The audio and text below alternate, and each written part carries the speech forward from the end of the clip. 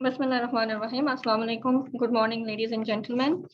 I'm Hazima Mozam, and I welcome you to a two-day online training course on inclusive science and technology innovation policy for the OIC member states. We will begin today with the recitation from Holy Quran.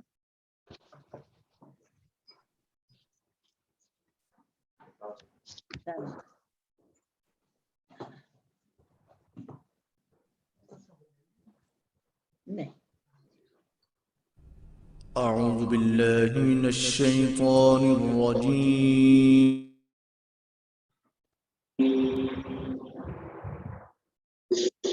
الرحمن الرحيم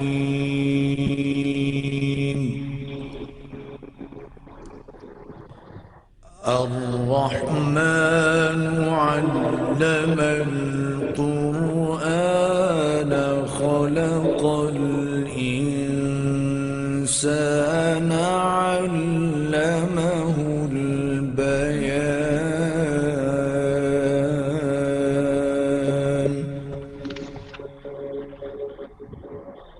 الشمس والقمر بحسبان والنجم والشجر يسجدان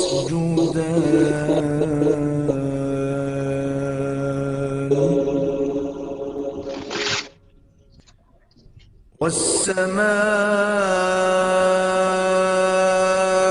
رفعها ووضع الميزان ألا تطغوا في الميزان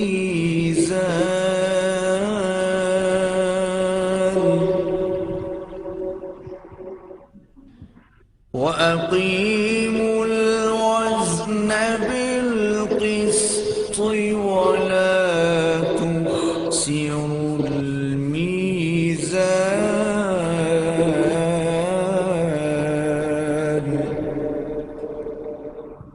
صدق الله العظيم. Jazakallah. Science and technology and innovation policies have been widely recognized as critical to sustained economic growth and increased social well-being. Comstech online training course is an effort towards building capacity of member states in designing inclusive STI policies. We are very grateful to our honorable and esteemed speakers for giving their time for this important course. And we are also very grateful to our participants. With this, I would request His Excellency, Professor Dr. Iqbal Chaudhry, for his welcome address. Over to you, sir.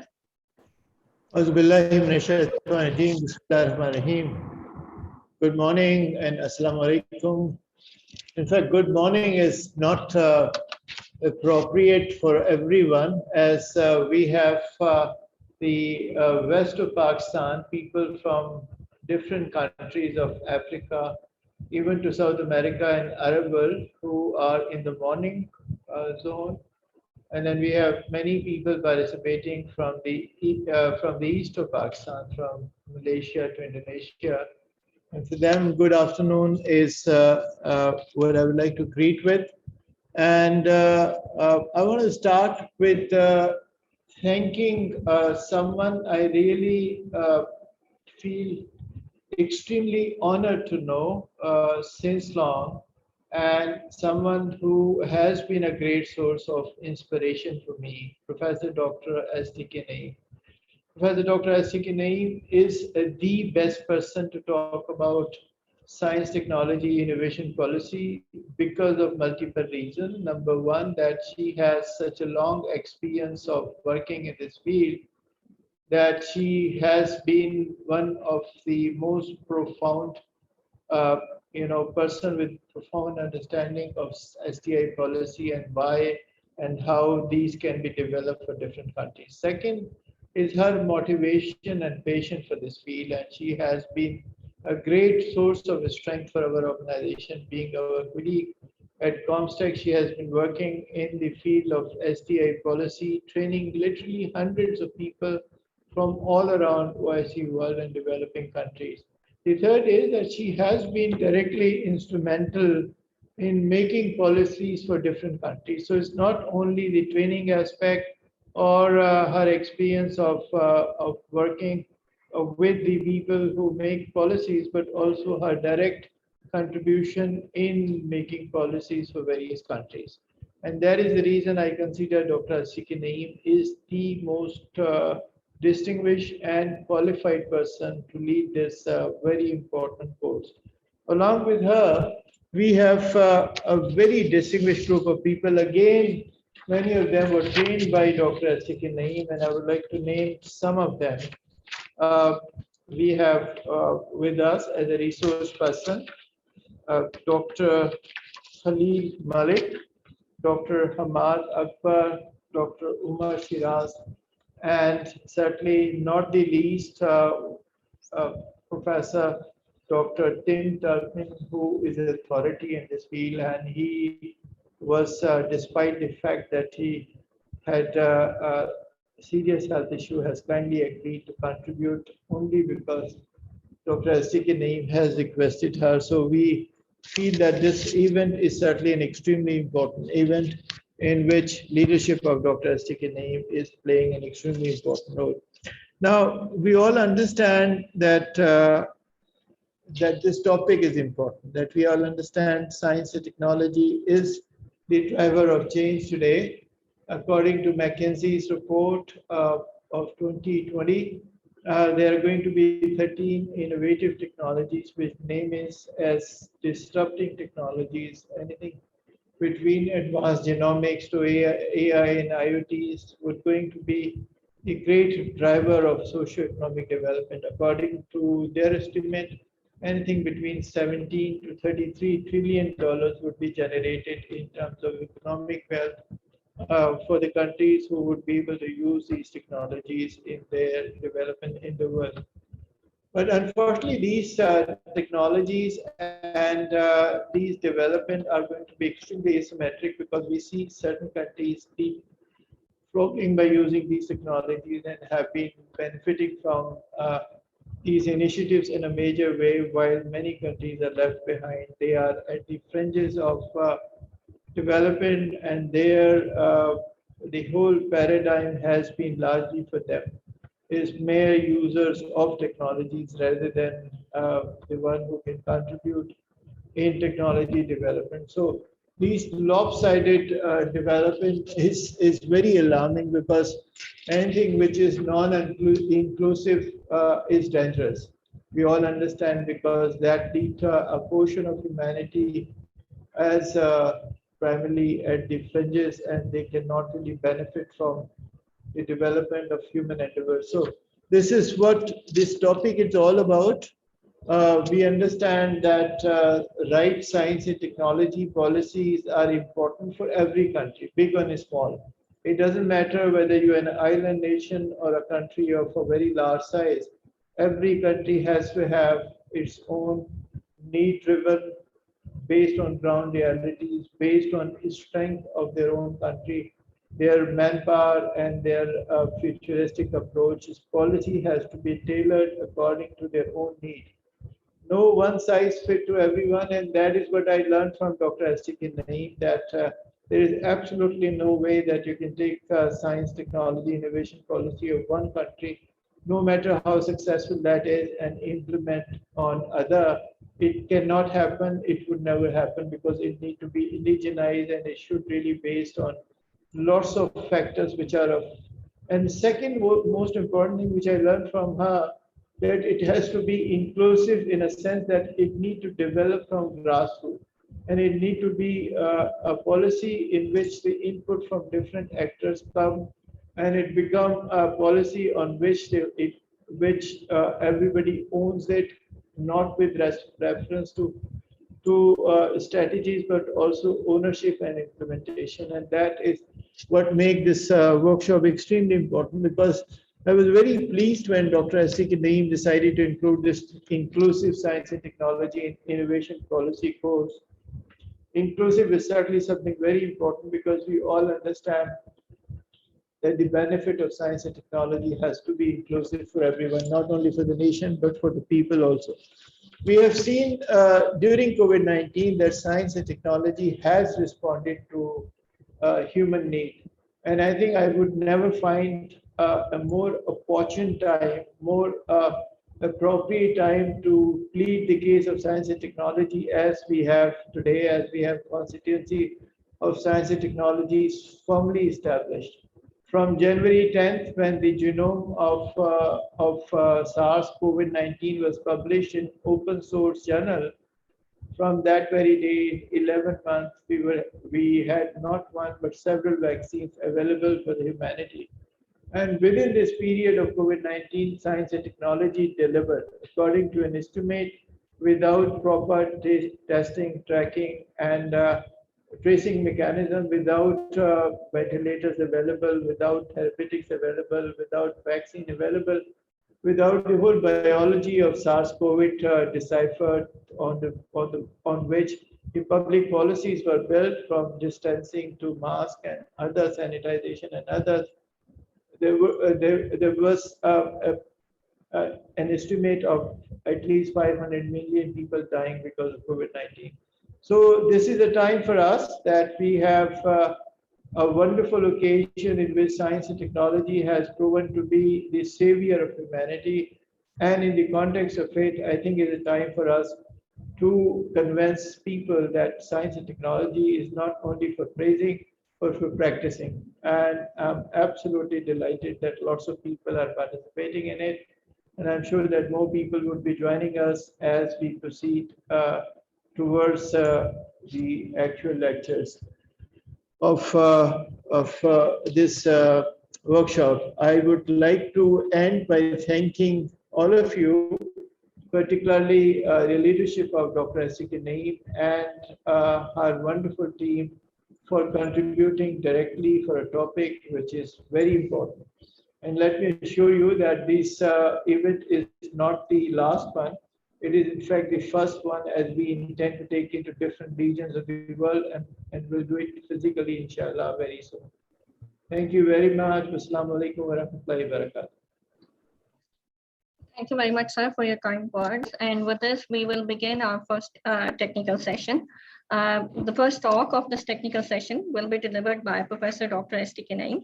Professor Dr. STI Naeem obtained DPhil from Sussex University, UK. She served as a chairperson, Pakistan Council for Science and Technology, and she was also consultant at Comstech. She has served as a member of UNESCO International Advisory Board on reform of the science, technology, and innovation system. The title of her talk today is Essential Elements of Innovative Systems.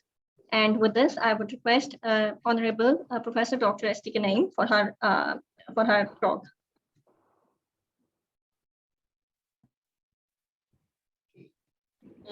Thank you, Dr. Iqbal, for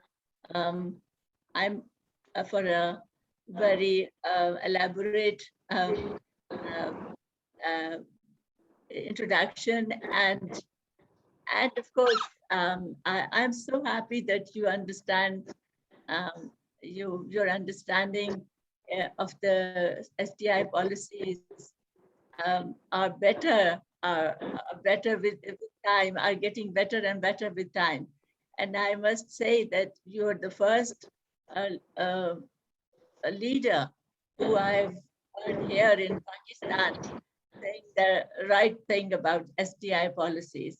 You know, you understand that they are context specific, that that one country policies cannot be applied to another country, and that each country has to have its own priorities, and based on those priorities, they have to make their own policies. All we can do is provide guidelines to them and take some international experiences for learning. And that's all the policy, policy advisors can do for other countries. But it has to, the efforts have to be indigenous. In each country, they have to come within their own politician, and within their own scientists, within their own economists, and above all, the private sector.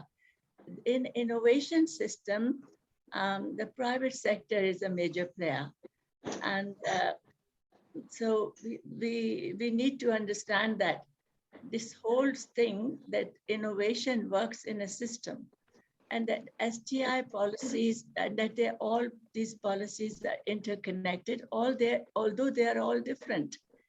Science looks fundamental research. Technology is about development of research into products and processes, and then innovation is commercialization of those processes, products and processes. So innovation is concerned with commercialization of those and bringing it to the market and to the wider use of the public. So it is the innovation system, and this whole thing, this whole process works in a system. And it's called the innovation systems. And the national innovation systems are those institutional, the major players, of course, are the institutions in a country, how strong the institutions are, how well they are working, and public policies play a very big role, not only in reforming the institutions, but also in directing the institutions and in connecting the institution. The networks are very important, that all the major players in the innovation systems work like an orchestra, that they are all connected. And it's only when this whole system works together, then it works. Then the innovations happen, and the countries can compete economically, and of course in the socially. And innovation can happen in all innovation. There are several types of innovation. There's product innovation, there's process innovation, there's service innovation, there's organizational innovations, there are financial innovations. And what we need to do in each country is develop an understanding of innovation and motivate our people to innovate. And innovation is basically, and I will give you a definition in my next slide. Let's,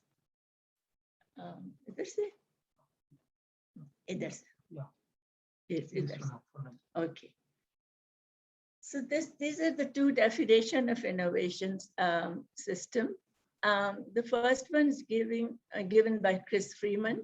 He was a professor, a very well-known professor at Sussex. It was the network of institutions in the public and private sector whose activities and interaction initiate, import, modify, and diffuse new technologies. In the public and private sector, both. This is a networking of institutions. But as I said earlier, innovation works in a system, and where all actors work in complete understanding with each other. They share a similar vision, and they try to achieve similar goals or same goals, their goals, which are interconnected. Then the elements, the second definition comes from Lundvall, again, a very well-known professor of economics. The elements and relationship which interact in the production, diffusion, and use of new and economically useful knowledge, and are either located within or rooted inside the border of a nation state. Institutions, since they are located within a nation state, and also because who works in the institution, it's the people who work in the institution, and what matters is their capabilities and their competence, both. A nation may have, in an institution, people may have capabilities, but probably don't have the competence to deliver. So both are important, and there are certain very important elements in the innovation system which make up the innovation system. And the reason I chose this topic is that I would like each one of you, all the participants, to look at innovation in a systematic way, look at all the institutions who are the major actors or major players, and see where the weakness lies. There may be a gap in knowledge. There may be not enough skills available in the country. Human resource may be weak. The second, or there may be a gap in technology. There may be a gap in their, in their finances. So basically, all what I am trying to discuss today is the key elements of the system. What are the key elements? And that they are important components of a system. And they need to be all strong, and they need to be interconnected. Only then the system will work.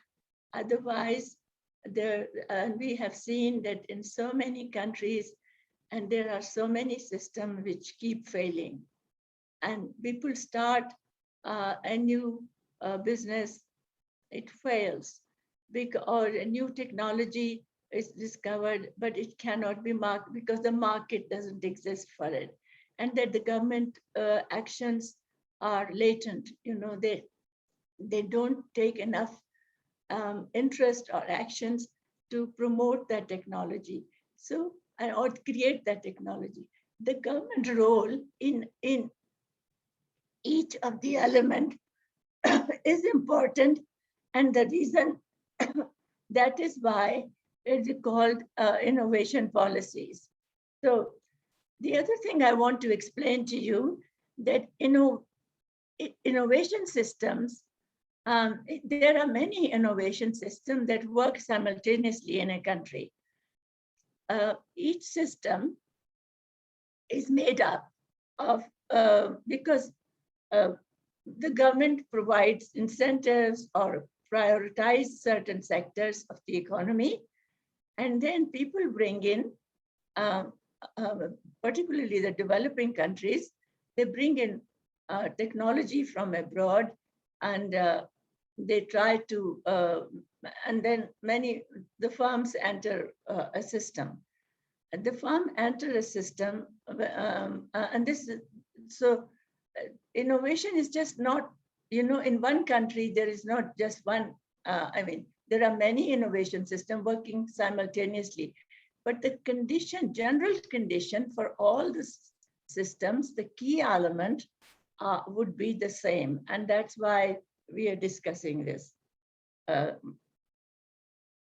the elements, what are the key elements?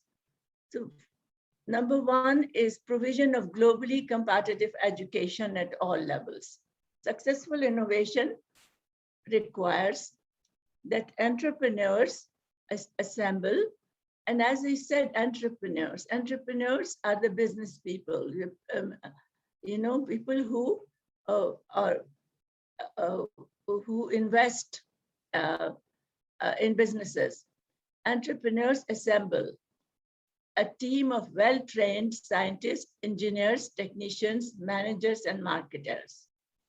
They are all needed because scientists are needed for at the time of troubleshooting in an industry. Engineers are needed for designs.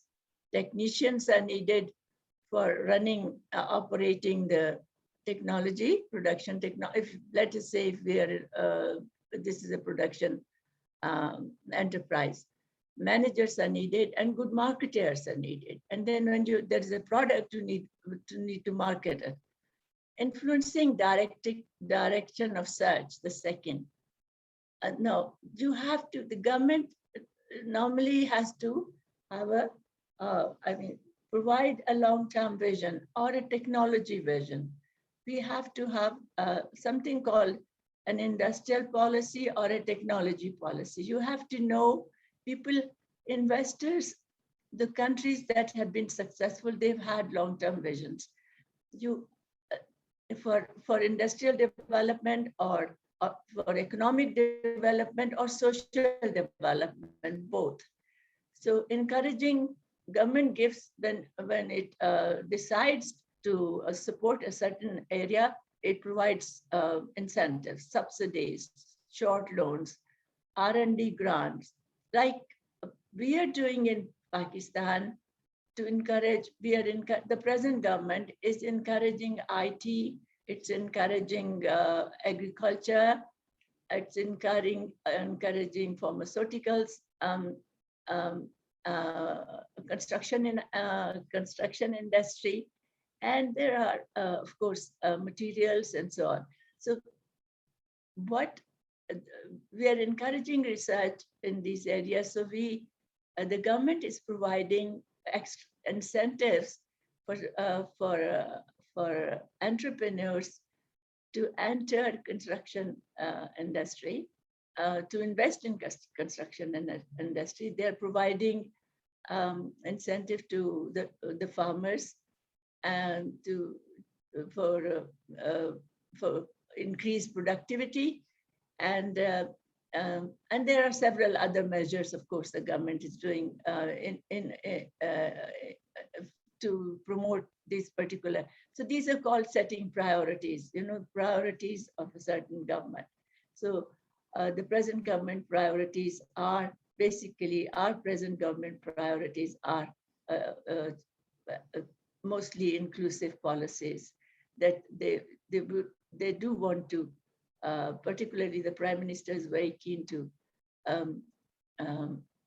have inclusive development here. That is economic development along with social development. Entrepreneurial experimentation without multiple experiments. So most economists recommend that it's not just one, one big investor, and if he's successful, that we keep on supporting it. It has to be many investors or many firms, and we should support them to enter or we should encourage them to enter NIS, so that NIS, the new entrants, because the more the entrants, it will bring, there will be more knowledge, there will be additional knowledge, there will be capital that they would share, and then there would be other assets with it, like machinery, that they could share, and this would add to their activities, or whatever product or process or are making. This will add value to it. Market formation of standards, that's very important. This is one of the most important function of the government also, that it should have standards, so that and then for example, for food standards, drug standards for most things, so that there are not too many designs in the market floating around, faulty designs, and the customers have a choice of a quality design or a quality product or a service. So nursing market for innovations. So government sets up nursing market, demonstration projects, and bridging markets are a larger market. Nursing markets are small markets.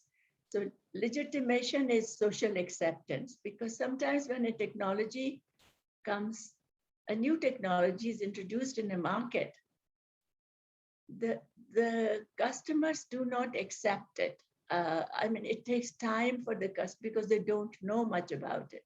So it's again, either there's a government role again in it. And again, the government explains about this new technology, or it asks the scientists to explain about the pros and cons of technology, so that to create awareness about the technology, and and this is how slowly the customers accept when they know more about it, and they know more about it, call it, and its benefits. Resource mobilization. Resource mobilization is about, that's it. Yes. Sorry, the last slide. I think we have to go up a bit.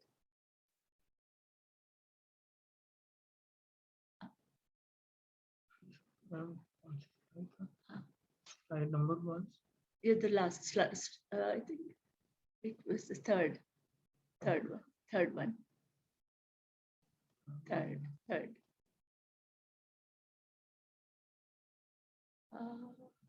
Yeah. Yeah. No, the next one. Yeah, the नीचे से वो resource mobilization is that the government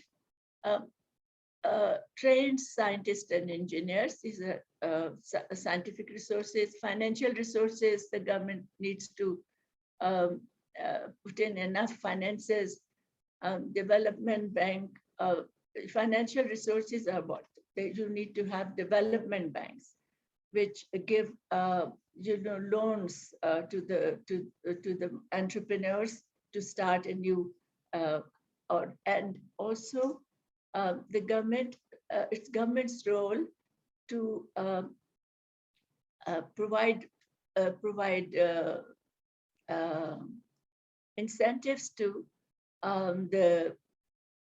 the discovery process.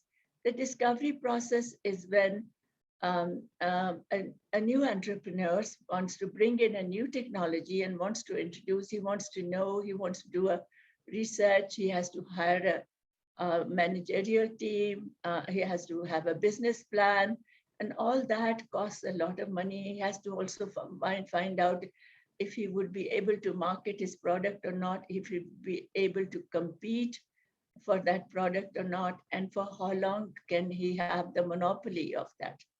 Because very quickly the other firms will enter the IS also and will compete with him. So therefore, the government has to protect or provide some incentives to the entrepreneurs for the discovery process, so that they have some guarantees, some public guarantees to come and so this can only happen through development banks, public venture capital, public guarantees to commercial bank for risk financing. And so the source of this paper is called by Jacobson and Bergic. I recommend that you read it. So new firms that enter an IS result in development of pooled labor markets. Yes, there will be pooled labor market, emergence of specialized intermediate goods and information. Technology development, large companies appropriate basic scientific knowledge. It's only large companies, mostly at the moment, this is happening in the developed world. The large companies, they appropriate basic, that is, they seek knowledge from the universities. And this is university industry linkage, but these are in those countries where university have a very large R&D budget. But mostly in the underdeveloping countries, there are two kinds of innovations, as you know. The radical innovation, most of you might know, the radical innovations are those like when the Wright brothers first brought out the aeroplane. And then incremental innovations are those that kept adding value or kept changing in the design, bringing in the new design. That is called incremental innovation. What is relevant for most developing countries. And that's how the East Asian countries developed also, is investing or concentrating on incremental innovations, that is design innovations. Korea, as you know, imported capital technology and then started learning by doing practices, then learned and brought about design innovations. And that is so relevant for developing countries are incremental innovations, not immediately radical innovation. Radical innovations will come when the innovation systems mature and all actors are competent and they have enough and there's enough funding from the government for R&D. So then radical for universities as well as for basic research as well as for applied research. So inter-firm networks and linkages. I talked about it earlier, very important. Innovation linkages between firms serves useful purposes. Sharing of risk and capital, production and marketing knowledge, inter-firm linkages are essential for scale economy. This is a very important policy instrument also, that government provides certain incentives. It can set up, let us say, a facility. Let's say facility for testing, MSTQ, metrology testing quality control facility. If it warms in a certain area, a top class facility on the conditions that firms in a certain area, because firms are generally similar firms are generally located in a certain geography, so they should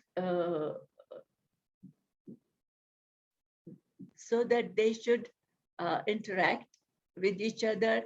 They should share knowledge, capital, production, and marketing. So government can put conditions to these firms, or when government provides them even with export incentives, they should ask, they can ask them to grow, and they can only grow and achieve scale economy by linking with each other, by sharing of risks and capital, by sharing production knowledge and marketing knowledge. So that this is a very, very important policy instrument that government should practice in the developing world. And it's important because this is the only way the firms will achieve scale economy, and they can also achieve quality, better products by sharing knowledge, production knowledge, and marketing knowledge and capital. Regulations create markets by creating standards for new technology. So the government regulations are very, very important, because when regulations create standards, then it creates markets. Regulatory approval, these are inherent part of the commercialization process of innovation in pharmaceutical, aerospace, and other industries to protect consumers, workers' safety. There has to be regulatory approval in each country. For example, there are so many pharmaceutical firms coming up in many of the OIC countries, but there has to be a body, a drug control body, which has enough R&D facilities to test each and every pharmaceutical drug that comes in the market. And they have to be examined in terms of, their trials that they do, sort of and it's important also in the aerospace and other industries. Technical standards are acknowledged measure of comparison. It's just the definition of for quantitative or qualitative value, help channel resources towards limited designs. These technical standards that are very important. The metrology service and testing services. These are normally provided. Metrology services may be provided by certain, but mostly provided by the university departments also. Testing services also. So scientific and standards by the standards institution, by a system. The standards institutions are present both in the public and private sector. In some countries, the private sector also is operating in this area, but mostly it is the public responsibility to set up standards or to have a strong MSTQ system, which and this is one way of connecting with the industry. And also the one way for the universities to interact with the university. The entrepreneurs will fund the university, provided the university provides them with excellent testing facilities. Basic scientific research is a key to several innovations. Yes, that's very important. Not only most of the advances in biotech and in electronics are based on advances in genetics and solid state physics. Similarly, pharmaceuticals are also based on most of the pharmaceutical. In fact, they are basic scientific research is the most important component, and it should be done, funded along with the developmental research. The ratio in most developed countries is 40% for basic scientific research and 60% for developmental research. So and in most developed countries and also in East Asian countries, the R&D expenditure at the public level, public R&D expenditure, if it is, let's say 40% and the private R&D expenditure is 60 to 70%. In some countries like Japan, South Korea, and perhaps in Taiwan also, the private R&D is 30 to 70, like public is 30 and private is 70. So private R&D is very, very important, and government has to support private R&D by providing incentives again to private R&D. The public incentives to create a learning culture in the private sector will play a very, very critical role in promoting innovation in any country. Information technology, these information technology help reduce the information knowledge gap. These are key drivers of knowledge economies. Yeah.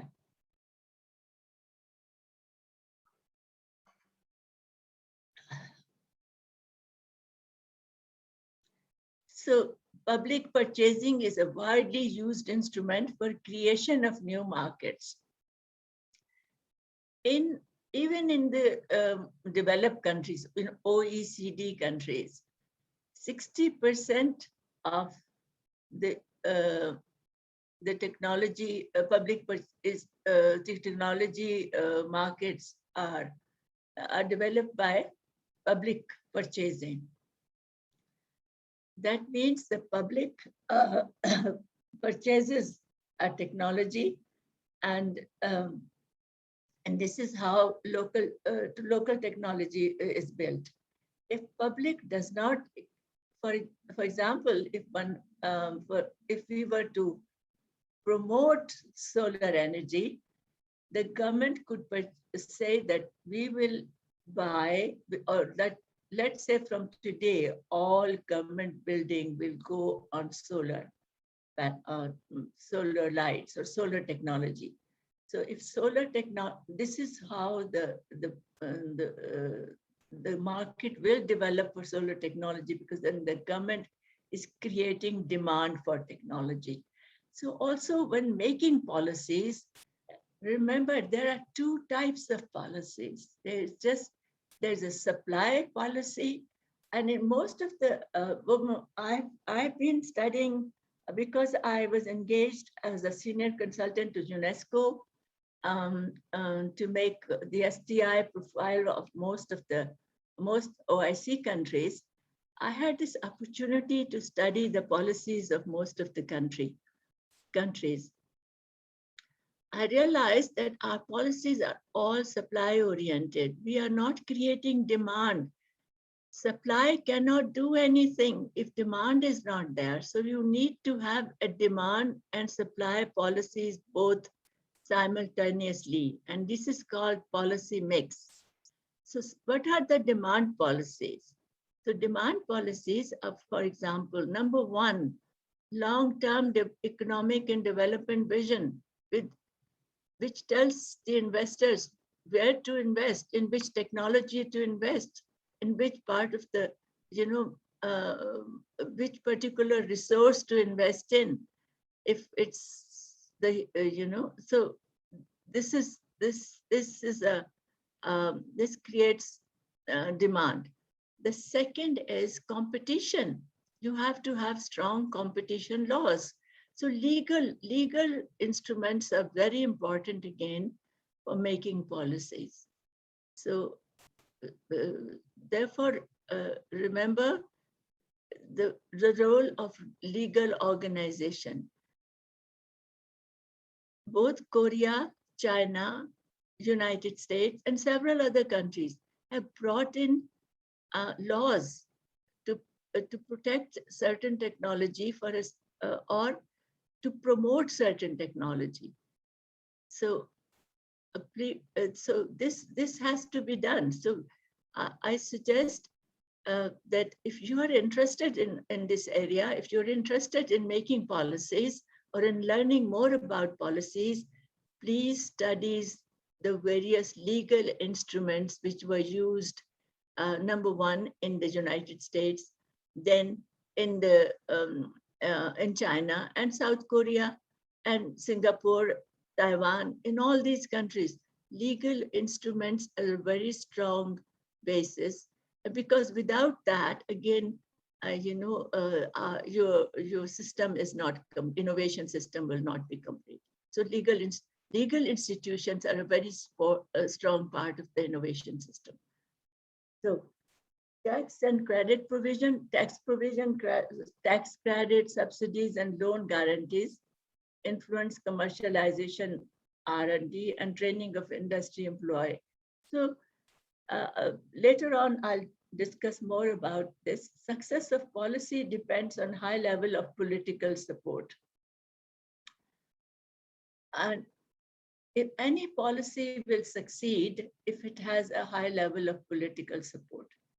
Economic restructuring needs the political advocate who enjoys confidence of highest executive authority. In our countries particularly, this is particularly with reference to the developing countries, economic, if we want diversification of our economies, because in most countries, our economies are concentrated on natural resources, or or on just one or two products. For example, I did a policy review for Gambia, and the economy was concentrated on peanuts only. In Pakistan, our economy is very highly dependent on textiles. So we need to diversify. We have to go, and Iran, and in Iran also, it's all mostly concentrated on oil resources, natural resources. So we have to diversify our economy in various. Malaysia is just one of the countries which has diversified its economy, and Turkey after that. So most of the other countries, the economy is not as diversified as it should be. There has to be a lot more the other products also, and maybe there are just 2, 3, or 4, but there has to be diversification in the economy. Just one product economy can stagnate very fast, and one would not be able to compete in it. So Office of the Science Advisor on an advisory council, that's important. That in any country, you have to have an Office of a Science Advisor who has a direct access. Science and technology can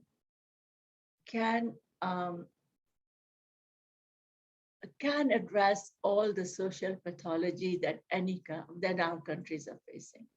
That is extreme poverty, that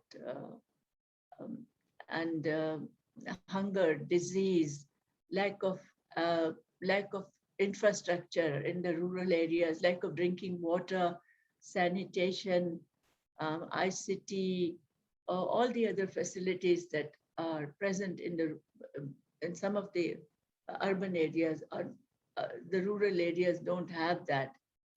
And these social pathologies, which I call, and there's so many, and the poverty and the inequality in our societies, it should not be there. Why should one be punished in the geography that we are born? We should not be punished for that. We have to ask this question to our leaders, that why are we poor? Why should we not learn science and technology? But this is a human heritage. Knowledge is a human heritage. We have to have that knowledge. We have all the right to obtain that knowledge. And therefore, it's important that we have a man who is success of the policy, as I said, will depend on high level of political support.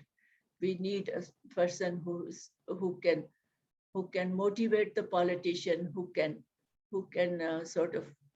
educate the politician in science and technology, and tell them that it is the only means.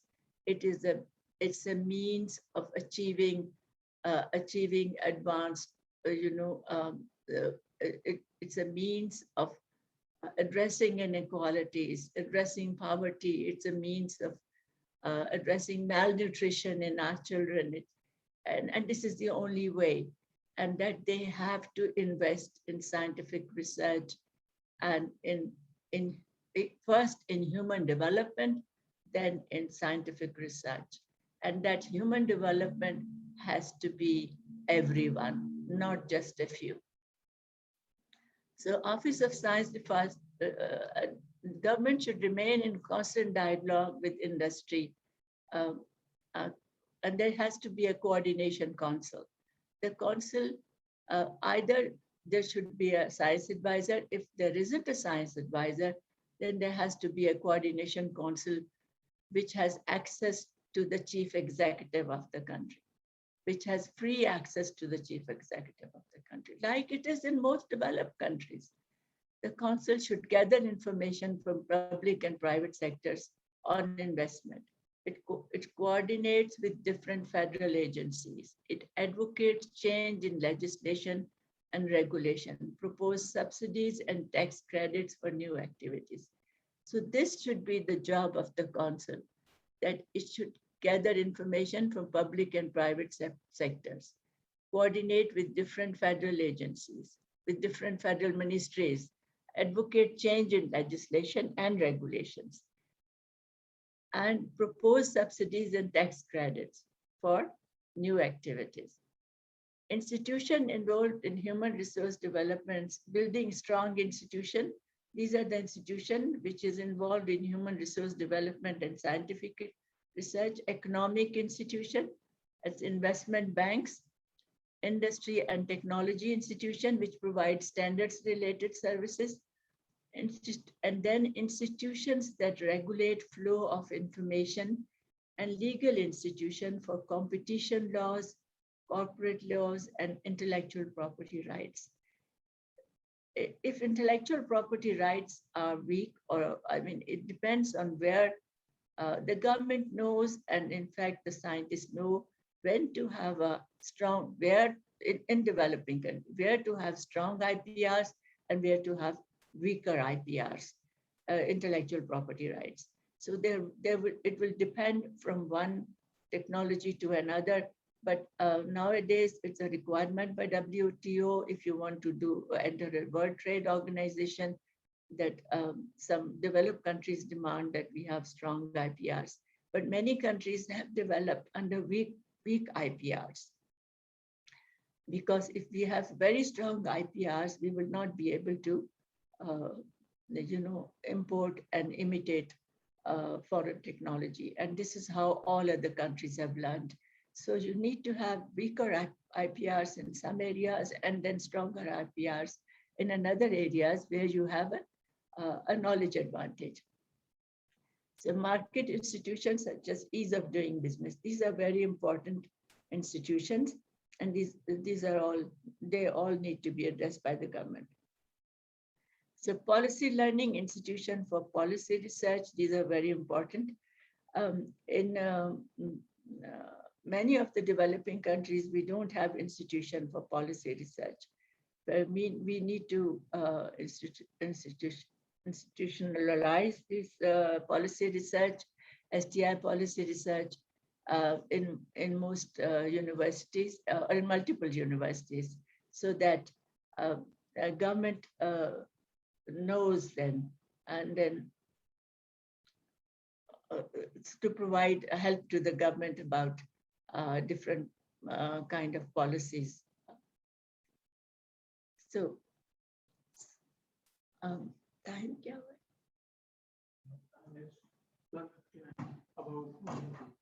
about. So I'm open to questions now. So if any of you if there are any questions, please. Yes, go change kar dena. Thank you very much. Thank you very much, madam. We have some of the questions posted in the chat box. If you allow me, I can read them for you. Okay, sure. We have one question from Karen. They're asking, how can we actualize innovation from children as early as primary school?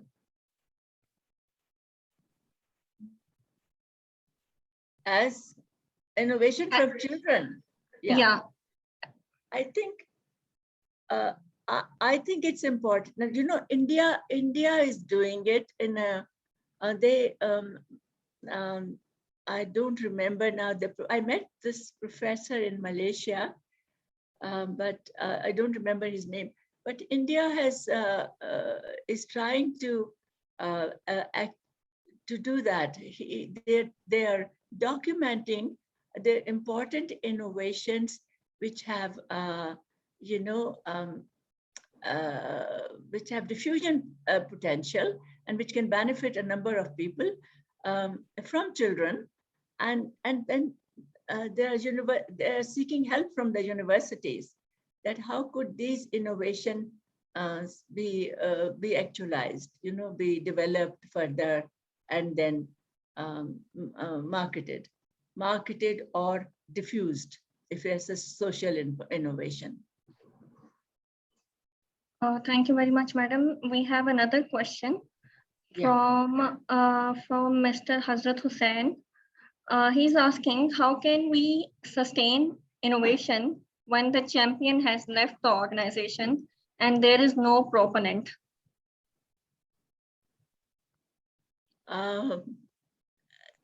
I don't understand this question so well. Can he explain further that what does he mean? Madam, actually what he's trying to say is that he probably started his work in an organization where he had the support from his higher ups, But now that they have left and there are people who don't understand the value of his work, so he's basically asking how can he sustain the innovation policy suggestions or the policies that he had, sort of tried to implement in an organization without support. Yes, that's another issue. I don't. What was his name? Hazrat Hussain. Hazrat Hussain. That one of the problem, therefore, it's very important that each one of you, wherever you are located, write down all the drawbacks of your system. One of the drawbacks, common drawbacks that I noticed in our system is the organizational culture. In our culture, and especially those countries who have been under the British rule for a long time, we still have this bureaucratic culture. Now that bureaucratic culture does not work in an STI organization. The culture needs to change. People who are bright, they need to be nurtured, they need to be promoted, and then one should let them work independently. And this is how they will innovate. This is how they will, once they have, and then innovation is not, an innovative idea can come to a person, something like that's called an invention. An idea may come to a person, but innovation is it happens in a group, because it doesn't happen alone. You have several people working to bring that product to the market, right? You may have like a brilliant idea, but you need to have engineers to make the design of that product. Or you may have done some fantastic scientific research and you published a paper, but it will stay in the shelf unless you have engineers to design that from that innovation, a product or a process. And then that design has to be tested, retested, and retested several times till you can convince an entrepreneurs to come in and promote it. So it's called, this is how it's done. It's developed first, and then it is commercialized. But I agree with Hazrat Hussain. In most of our countries, and particularly in Pakistan, I noticed we do not promote, our culture is non-productive. It is not, it just does not recognize, it's all bureaucratic. All the organization, R&D organization are run in a bureaucratic manner, which is very, very non-productive for science, where science can never flourish. Scientists need to sit, yeah, okay, thank you. Thank you, madam. There is another question from Mr. Nazir Ahmad. He's asking, he actually wants you to elaborate on the role of the regulators in implementing these STI policies. Yes, that's very important. The regulations are very important. For example, if we, one of the thing is, all these laws that we bring in, the competition law. If competition laws are not implemented, if the firms are not competing, they will not innovate, because they will have a market, a consumer's market. And in Pakistan, I've noticed that people, there are just a few, and this is how monopolies happen in all countries, because they monopolize, and they take, and then they start, sort of blackmailing the government also, because if you don't create competition and if there are not strong regulations, it's also counterproductive to innovation. Innovation doesn't happen then. And so corporate laws are those that if you invest, let us say, in a, or let's say 4 or 5 university students get together and start an IT firm, and they all put in a certain amount of money in establishing a computer laboratory.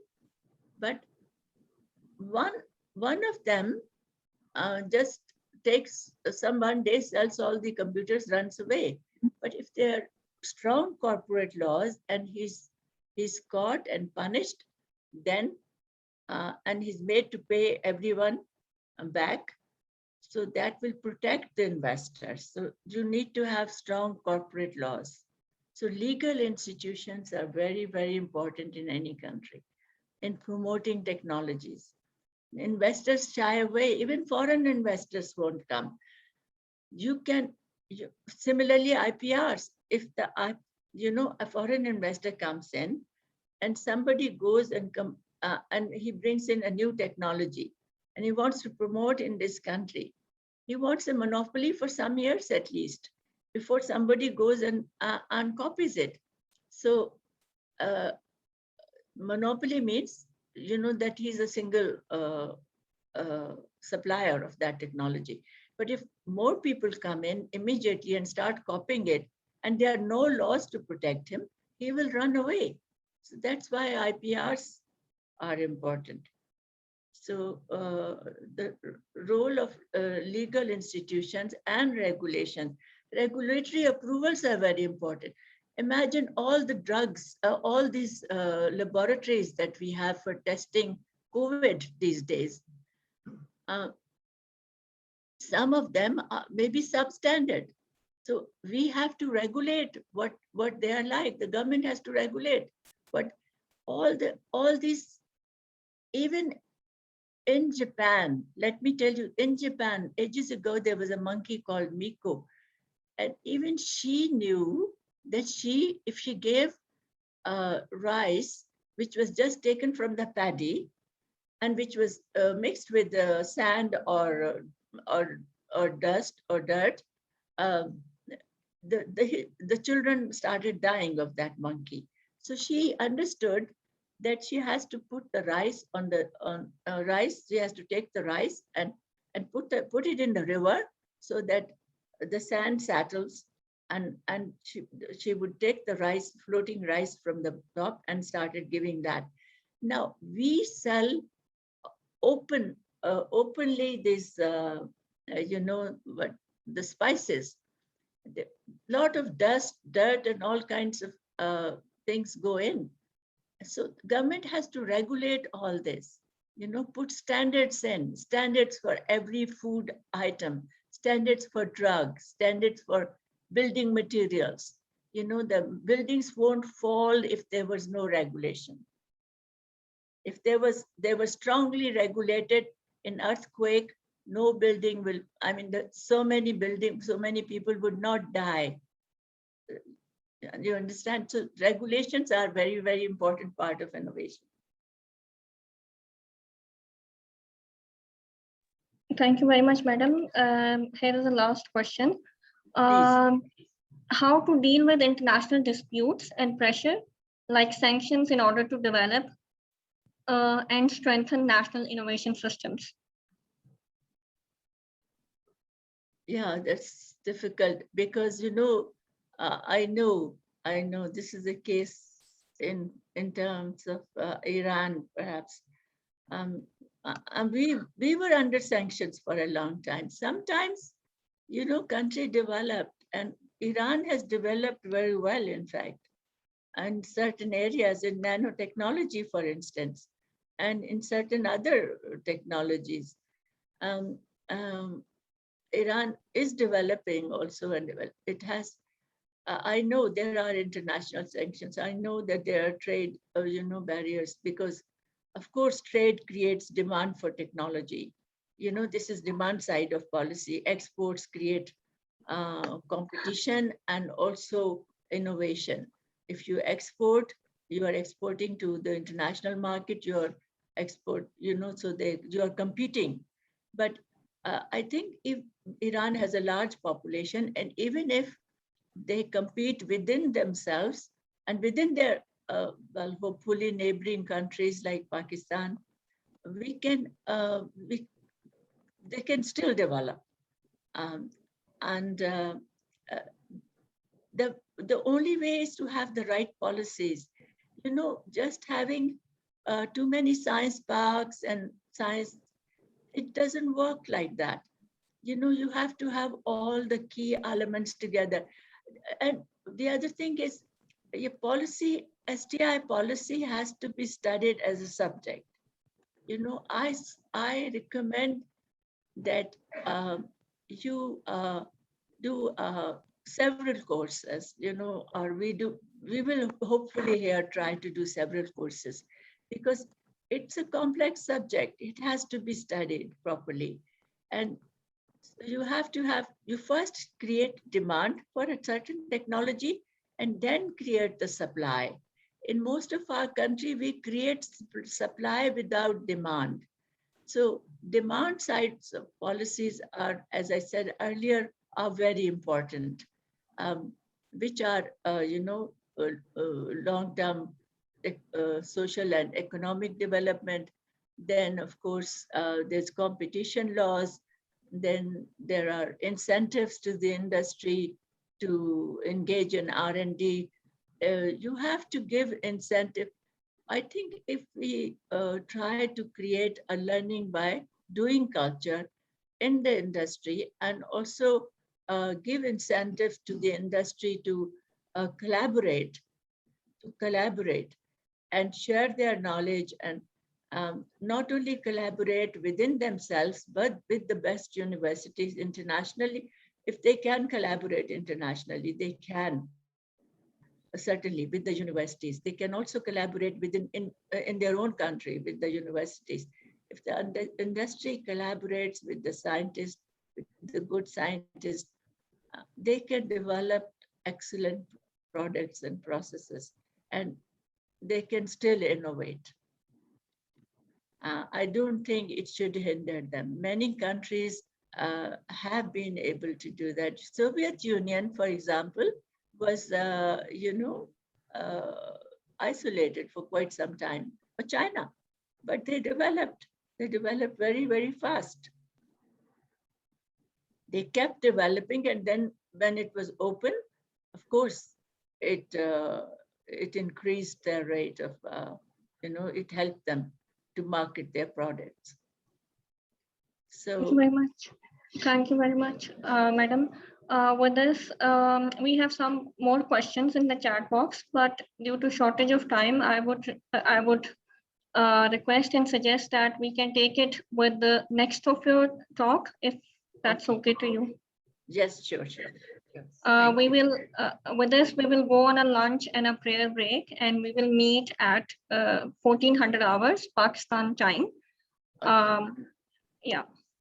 Thank you. Thank you. Thank you. Delivered by Professor. So welcome back, everyone, to the second session of our 2-day online training on inclusive STI policy for OIC member states. The second talk will be delivered by Professor Dr. STK Naeem. Professor Dr. STK Naeem, the title of her talk is Inclusive Education and Health Policies. With this, I would request Professor Dr. STK Naeem for her lecture, please.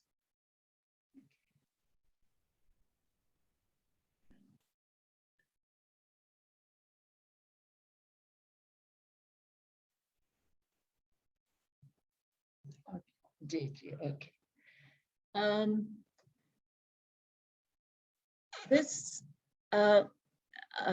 trying to talk to you about the inclusive education and health policies. They interest me a lot, because as I mentioned it earlier, also in my earlier talk, that if STI mostly innovation policies have been used for economic development in most countries. But they have immense potential for social benefits, for addressing all the major social problems of our societies. They do have immense potential for that. And therefore, the governments need to invest in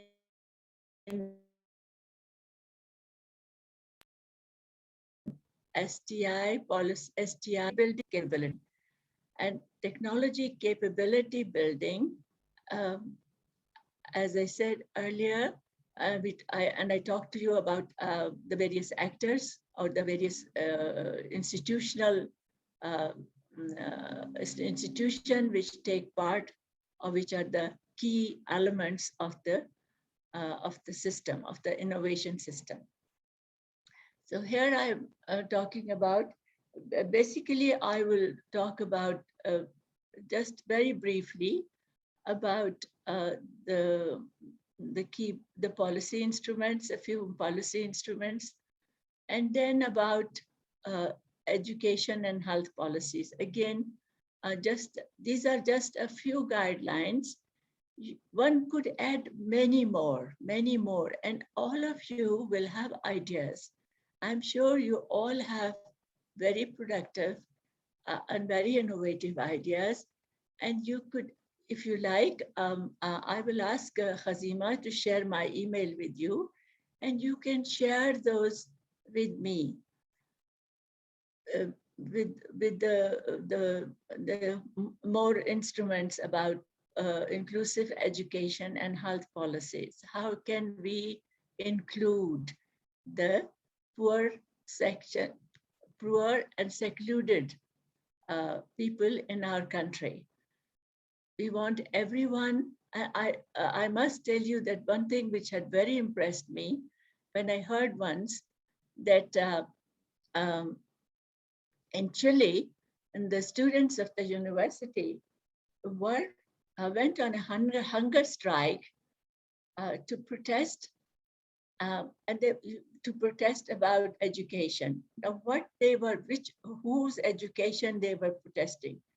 Not about their education, not about their education standard or education fees.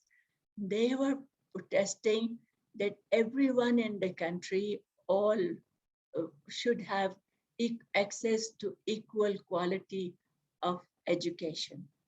And that is very, very important for inclusiveness. So this is how I start. One would say I would start about inclusive education and health policy. I hope that most of you consciously try to include, to concentrate or on inclusiveness, to include everyone, every person in our society, that they have equal right to education, health, and all other facilities, better housing, and as I said, infrastructure, social infrastructure, which includes sanitation, water, clean drinking water, air, and all that. So what are the inclusive innovations? These are the innovations which are for the welfare of poor and secluded people. These are the people like a certain ethnic group who's been isolated in a certain society, who's been neglected, or it can be a certain region which is not, which is underdeveloped, which is not as developed as the other regions.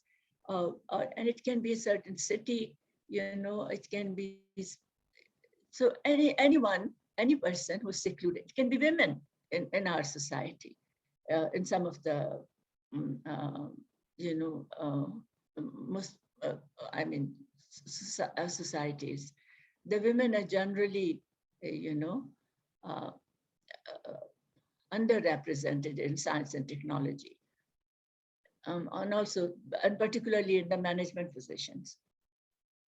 So how do they differ? They differ from radical and incremental innovation. I talked to you about radical and incremental innovation. Radical innovations, earlier I said, are those that any product or process which are new to the market. They are new to the world. They are new to the world. Those are the radical. Any new technology, the computers, the first computer when it was made, and as you know, it was a huge size, and that was a radical innovation. But then any further improvement on the computer were incremental innovation. Similarly, the first aeroplanes, as I said, when it was made, when they were made, it was made, designed and made by the. So any further improvement in designs and in quality and engineering services and all others, they were incremental innovation. So this is the difference between radical and incremental innovations. And incremental innovations are more suited to the developing countries because here you already have a lot of technologies available in the world, which you can import, and then you learn from those technology. By learning by doing, you try to absorb the technology. So you build absorptive capacity in your countries. And absorptive capacity is when you train, you regularly train the staff of the industry. And you have a very strong science base in the university. You have a strong university with strong science departments. You have top class faculty in your universities. So who produce world-class scientists and engineers who can, because engineers are needed. You know what industry needs for incremental innovation? It needs excellent top class technical staff. It needs engineers for designing. It needs excellent managers, and it needs marketers who can look for new markets. So it is market innovation. So when you bring in a product and you introduce it into a new market, this is also called innovation. So it's incremental. This is also this is not incremental, but it's an innovation because you bring in market innovation. You bring in a new product introduced to a new market. So pro-inclusive innovation require modification of existing innovations. So these are the difference. So how do the inclusive differ from incremental and radical innovation?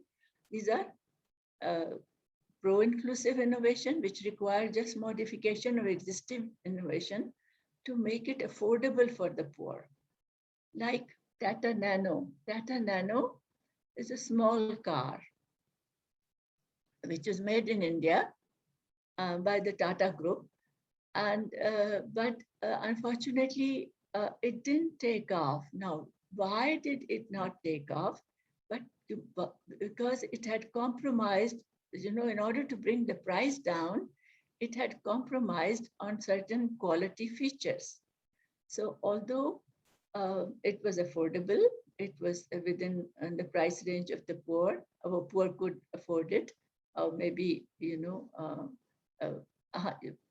could have afforded it, but it was not within the price. It was Tata Nano was failed because it had certain. It failed because it could not provide the same amount kind of safety as the other cars.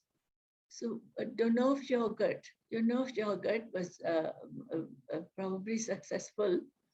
Like the Professor Yunus, who was the father of the Grameen Bank, or which is a social innovation and financial innovation. He had requested a French company which makes Renault yogurt to add some extra nutrients which were lacking in the rural areas of Bangladesh, in the children of the rural areas of Bangladesh, to help the malnutrition, and also to sell it at a lower price, but have a much larger market. They could still make the same profit, but by having a very large market, but at a lower cost. So this was an innovation introduced by Renault. So grassroots innovations are created, but these are called pro-inclusive innovations because they were already known, but they were made affordable for the poor by making it, by just modifying the same innovations. Then grassroots innovations are created by the poor to meet a specific need. They are those innovations which are created by the poor for the poor. These are created by the poor who live in the rural areas or in secluded areas to meet a specific need. They should be documented and supported by universities and NGOs. Example is the Honeybee Network of India. Now this network, the Honeybee Network of India, has documented most of the grassroots innovations in India.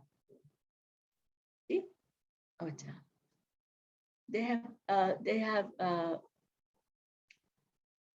sort of, okay, is it okay?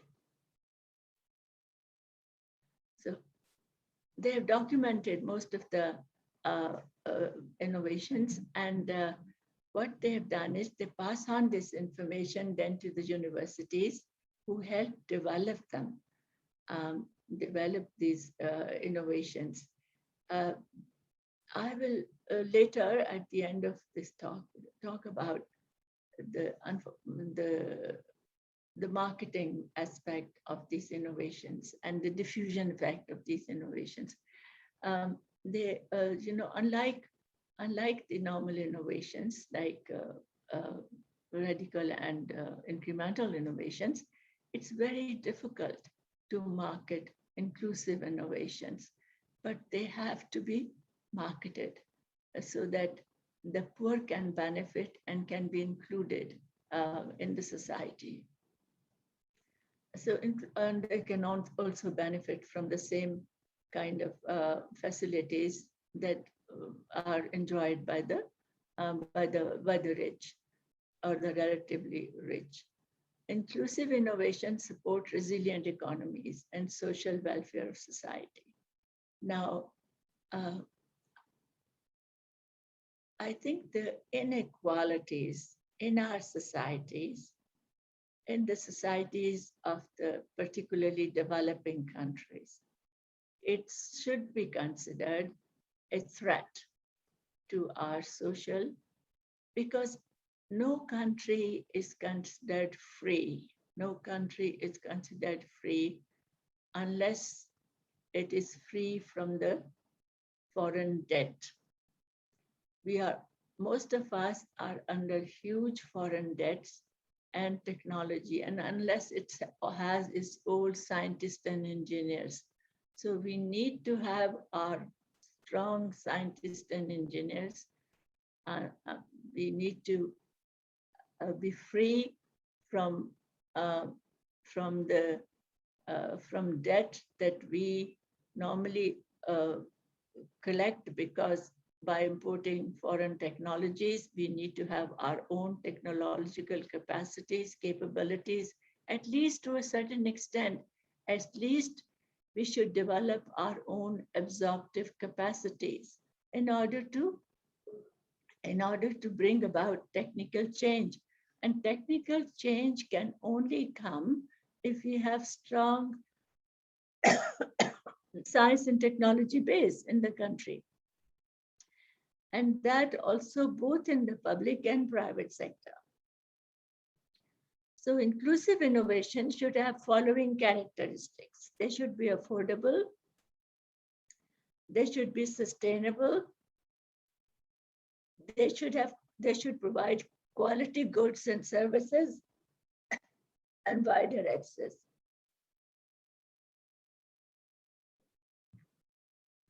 Sorry, I have a bit of a cold. Not COVID. I did take a test before coming here. STI policies are context specific. I think the Coordinator General of Comstech talked about it. They are context specific, that they are specific to each country because they depend on the capabilities that each country has and also on the resources that each country has within its borders.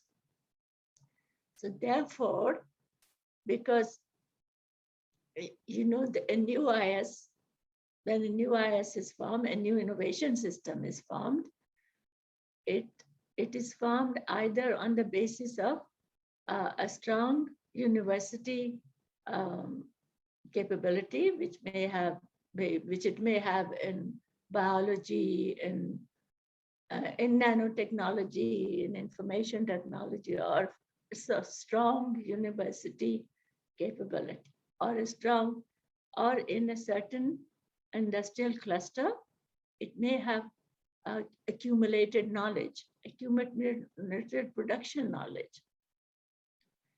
And that production knowledge is equally as good as the knowledge created in the universities. The production knowledge, which is learning by doing knowledge or tacit knowledge, is in fact more relevant to innovation in the developing countries.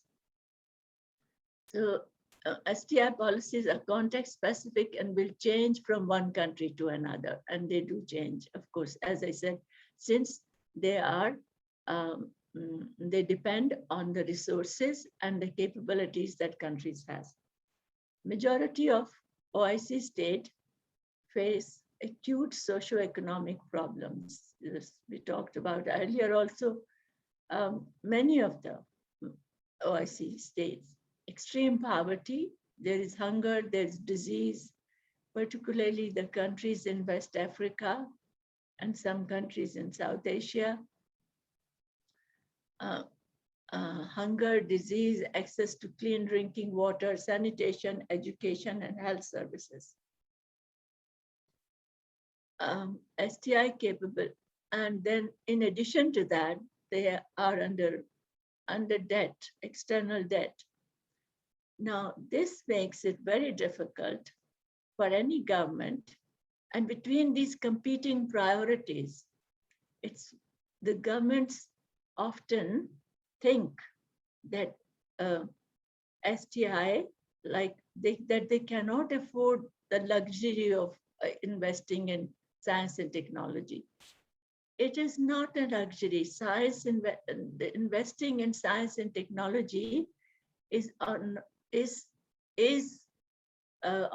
investing in science and technology capabilities building is to face the challenges of today and tomorrow and for future. And they are essential. They are as essential as for economic growth as they are for social welfare also.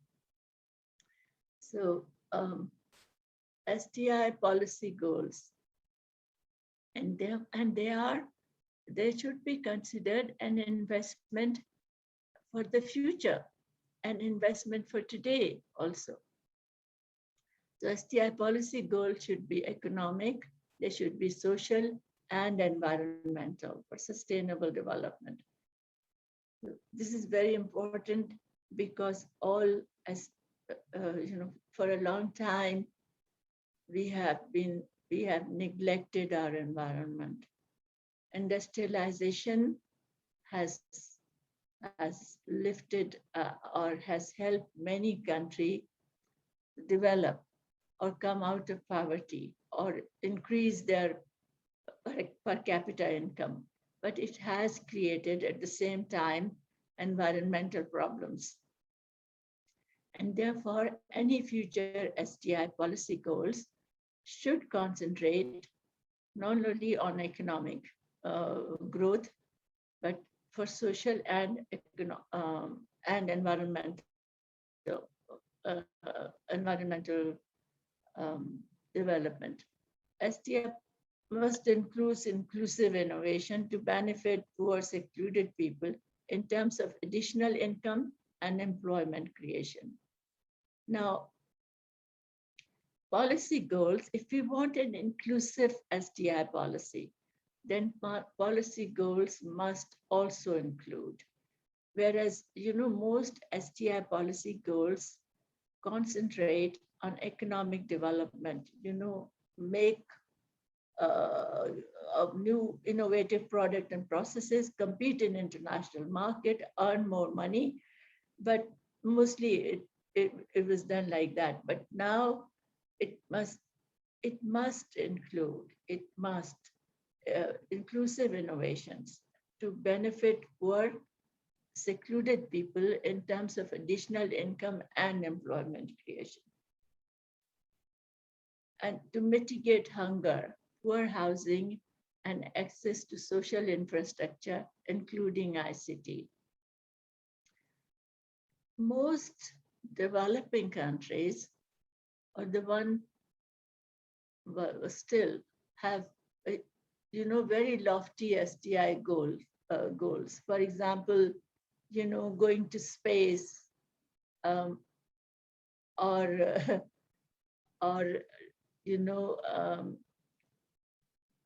technology, large STI projects.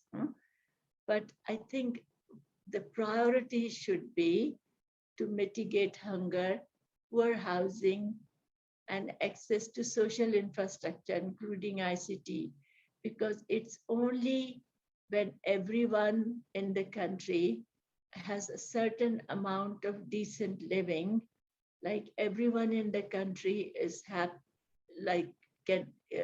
is educated, has access to health facilities, has housing, has a decent housing facility, and social infrastructure like traveling, infrastructure for travel and ICT, all that, and sanitation, then only then we would be able to build resilient economies. So the economic growth depends on that. Imagine excluding half of the population, excluding even 1/3 of the population. If we are heading, or since the whole world is heading towards knowledge economy, we are all competing for knowledge. In fact, all economies, in my opinion, were knowledge-based. In some economies, there was lesser use of knowledge, and in other economies, there is extensive use of knowledge.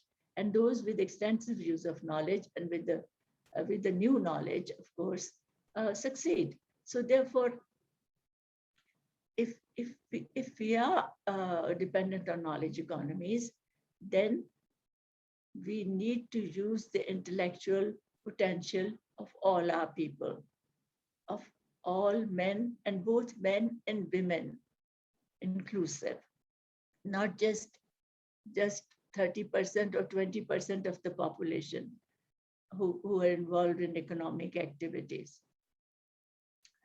Focus on agriculture. So this is for inclusive STI policy to increase agriculture productivity. In fact, in most countries, it was the agriculture productivity which helped the industrialization process, which in fact provided capital for industrialization. So China's, this program, you can Google it. It's a Spark program, it is called. It was to increase agriculture productivity through several by investing in agriculture industry, industrialization of certain agriculture product and all that. So this was, this has lifted millions out of poverty, this particular program. So learn about this program. You can Google it and you find more details about this program. The skill development program in poor areas, including farmers training programs, that's important. Very often the farmers in the developing countries, being illiterate, are not aware of the latest technologies, are not aware of the health of their soil, and are also not aware of the use of the, let us say, the scarce, the latest technology about water irrigation technologies, and so what is needed is creating awareness and also training the farmers, and if possible, training both the young people as well as the elderly in using the latest technologies, in detecting the health of the soil through nanosensors. In fact, there are nanosensors being developed these days, which can help, indicate the health of the soil. Vocational and technical education for youth, for young people in the poor areas, and then the scholarship for poor students for graduate studies. This is another part of inclusive policy. This is one of the policies which we in Pakistan are implementing through our social welfare program called SAS. Incentives for industry to produce inclusive innovation. Now, this policy instrument could help to greatly help to have new innovations, because it's normally, as I said earlier also in my earlier talk, that it's the private sector which innovates mostly. So it's incentive, if we give incentive to the industry to produce an inclusive innovation, like irrigation technologies or many similar in small, small medical devices to ECG machines or all kind of other medical devices that one could think of, for detection of certain diseases. We have to give incentive. We have to provide incentive to industry to produce these inclusive innovations. India has established an inclusive innovation fund to promote research in universities for inclusive innovation. I think it's a very good initiative. We should have inclusive innovation fund to promote universities. And also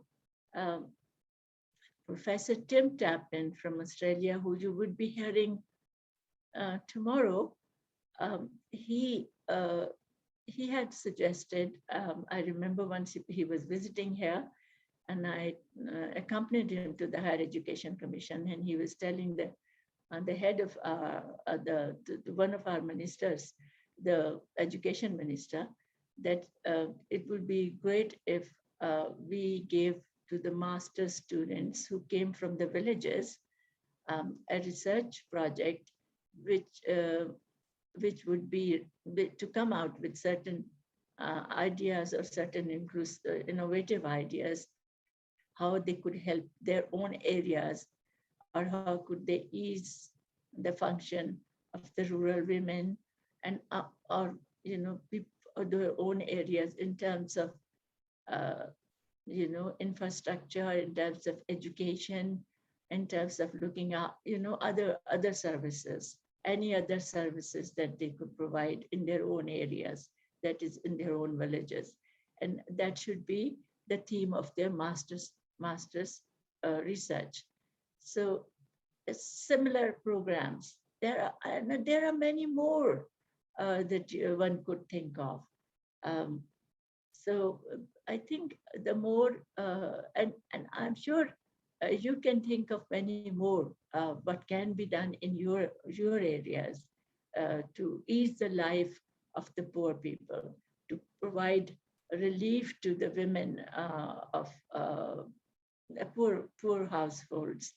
So a successful financial innovation for microcredit is Grameen Bank. This is I talked to you about earlier, Professor Yunus has been awarded with the Nobel Prize and several other awards.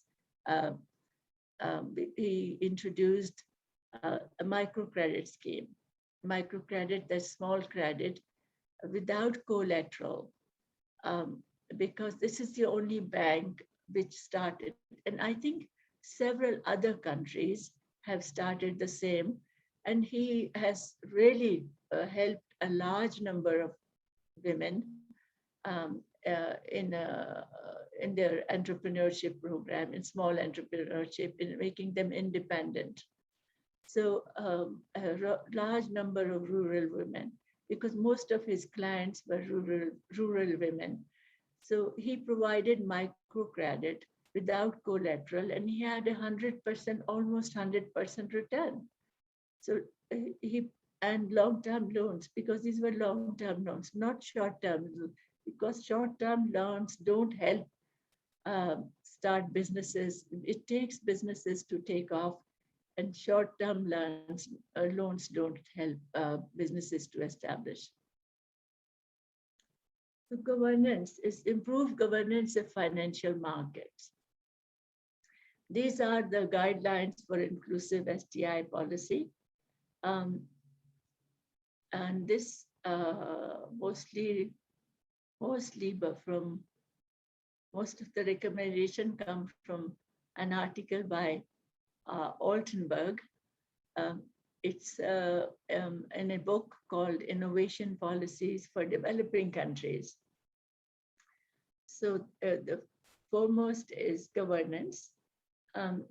So it's not only the governance of economic governance in general, the consistent investment policies. This is part of the governance. You cannot have inconsistent investment policies, because also you have improve governance of financial. You have to improve. In addition to that, general economic and microeconomic governance, you have to improve governance of financial market. That's government's job. Competition policy, I talked about earlier, it's very important, because unless and until you create competition in the local market, the entrepreneurs are not going to innovate, because if there is one or two entrepreneurs and they have a huge market access to them, available to them, they're not going to innovate, because they'll just keep on working in this. They don't even change their, upgrade their technologies. So you have to give incentive, create competition only, and it is only through competition that they will be able to, that is, have several people making the same product, and whosoever wins in quality and price will win. So ease of doing business, IPRs, and labor market reforms. Then standards, strengthen institution for metrology, standards, testing, and quality control. That is important. bureaucrats. Now, implementation of policies require a highly competent, coherent economic bureaucracy. Now, incentives, maybe there should be incentives for bureaucrats. I often feel that if we could tell, let's say, the bureaucrats or even politicians, when a certain party who's in power can, the head of the government can tell its ministers or its, the local representatives, the councillors who work at the village levels or at the district levels, that your performance will be judged on the basis of, because all these people are giving money to implement some projects in their areas. So give them goals, give them specific goal. If a region is backward in infrastructure, give him money and then evaluate him, then carry out monitoring and before giving him more money. So give him money and you have a third party evaluation. That's important, because otherwise the people don't succeed. They're liable, and this is the way you can reduce corruption. Otherwise, there's so much corruption in these countries, in all our countries, and this corruption eats you up like ants, white ants, in fact, which hollows out the trees. They hollow out the country, and these politicians also hollow you out if they are corrupt. So, inclusive education policy. Now, during pandemic, most countries use digital technologies to help continue education and commercial activities. Now, only the very developed countries and those where there was a wider access of digital technologies to all parts of their country were able to reach to all their populations. But in developing countries, many students were left out because, and this exposed the digital divide, that we have a huge digital divide. Almost, I think, 50% of the children in some countries were left out because they didn't have computers. They had no access to computers. So I suggest we set up technology centers at the village level. If we can't, if for the time being, till such time that they're able to, and then try to reach, but that can only happen also if we have, access to internet in those areas. And some areas don't have access to broadband internet. So we need to connect all areas. So digital technologies will be used more and more, and each day you are finding new uses of digital technologies, and they're changing the way we live, the way we do all our activities. So therefore, there's a need to give access to digital technology, to increase access to digital technology for everyone. So student support for tertiary education of poor students, that I've talked about earlier. Our government has reserved some scholarships for tertiary students, but it's not enough, I guess, for everyone. The scholarship for girls to study science and engineering, that's very important. We need to involve women for science and engineering. There are very few women who study engineering, And even when they study engineering, they don't enter the workforce.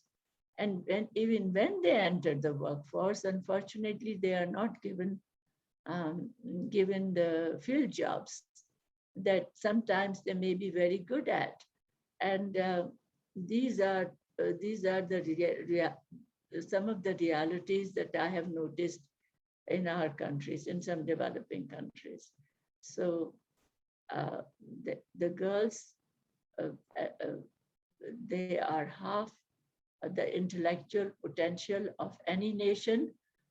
So therefore, the half of the potential of knowledge economy, and they need to be provided with uh, equal education, and they should be given support for not only for tertiary education, but for engineering education, particularly also for science and engineering education.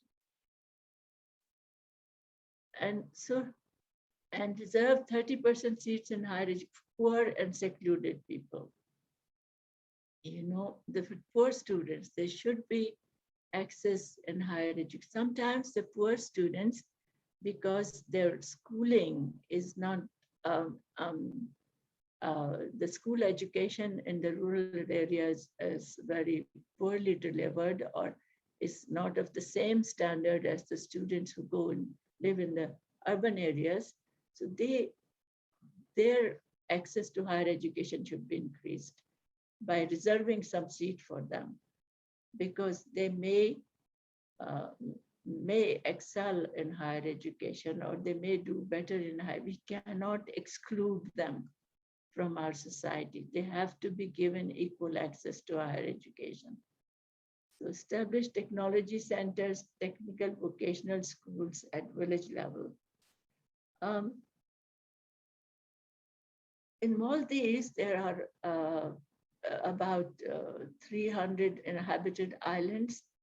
And I think, I don't know whether that was implemented, but myself and one of my colleagues, we were there, and he had suggested that each atoll, they call it each small village or small island where there is the people live, there should be a technology center, so that these people could receive education, or equal, they would have equal access to education, online education at least, technical, and then establishing technical vocational schools at each level. That is important, because this is technical vocational education is something that has to be learned by learning by doing, um, practical education mostly. Use of mobile phone for education, health and economic opportunities. You know, we could use mobile phone to make people aware in the rural areas about education, health, and any economic opportunities that that exist or would come by, or would we anticipate that might be available. So to provide employment opportunities for those people. I suggest we set up women incubators at village levels, so that women who do handicrafts, not at the villages, and specific handicraft, they can sell their products through mobile phone. Establish inclusive innovation fund. But these women have to be taught how to do it. So therefore, they should. So again, inclusive fund to promote inclusive innovation research at universities. I said it earlier also, the MIT D Lab provides technical services for grassroots innovations with diffusion potential. India has benefited a lot from MIT D Lab. In fact, the Hindu University of India in collaboration with the MIT Lab, has developed um, um, carbon filters, the nanofilters. The nanofilters, which are made out of small carbon tubes, they are for water filtrations. So these, MIT Lab, one could connect with MIT Labs, the lab, and I'm sure there are other universities in the United States who are helping to do that, to do this kind of work, to help developing countries and develop, inclusive innovations. So, but it has to start from us. We have to think towards inclusive innovation. We have to think inclusiveness. We have to think today that, we have to include, or we have to include all poor people in ours. We have to better the lives of people who live in poor areas, and also try to increase their earning capacity, try to help them with education, with health, and economic opportunities. So for health policy, some of the instruments or guidelines that I could think of was the health card. This is one of the things that India was also doing, and in Pakistan has started. The poor can spend up to 700,000 for treatment of serious diseases. It was initially given, meant to only cure the heart diseases, but now I guess the government has said that they could use it for any serious diseases. So the health card distributed to the poor. Documentation of traditional knowledge, there's a lot of traditional knowledge which is used in our rural areas. 70% of the population in most countries, in fact, most developing countries, use herbal medicines. So this based on traditional knowledge. So we have to document it. That's very important. Documentation will help protect that traditional knowledge. Then standardization of herbal medicines. Herbal medicines, as I said, 70%, almost 60 to 70% of the population uses it, but they're not standardized. Now, some countries have standardized them and they have the ability, and so we have to collaborate, seek knowledge from them, or collaborate or ask for their help to standardize herbal medicines that are used in our countries. So use of mobile phone for health education, telemedicine. Telemedicine is another, we have here in Pakistan a telemedicine center at Holy Family Hospital, and it connects to 28 districts and provide diagnostic services to the patient. Diagnosis. So the doctors sit on the TV screen, and then the nurse in the village tells the doctor about all the symptoms of the patient, and then the doctor prescribes the medicines that needed for that.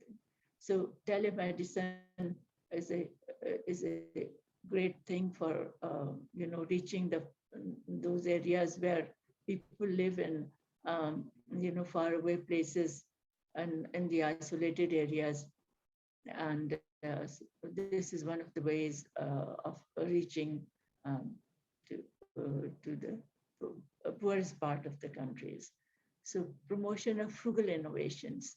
Now, there are many plants, for example, which have nutritional values, but which are not commercialized, and we are not using them because we don't know much about them. So we need to do research on these plants also, and find out what their nutrition values are, and then try commercializing them or bringing them to the markets, so that I'm sure half of the hunger in this world could be eliminated from by working on those innovations in the agriculture sector. But then there are other frugal innovations, like a $20 ECG machine was funded by the Innovation Foundation of India. Pakistan has also made some small ECG machine, which is much cheaper than the other machines. So anything that these are called pro-inclusive innovation. That this ECG machine is known, and you have done the modification and brought it down to a smaller size and also affordable size. You can travel with it also. So similarly, there could be many innovation done like that. And I think we as scientists and engineers should think about these innovation and should try working on them. So there are many. And so there are huge opportunities for all of you. And science is such an interesting subject. I think, I'm sure you are all scientists and you all are innovators. And I hope you will turn towards inclusive innovation to help the poor and the secluded sections of our societies. Thank you.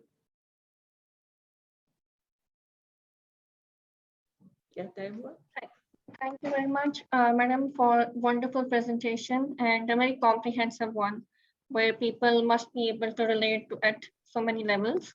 If you allow me, can I take some questions for you? Yes, sure.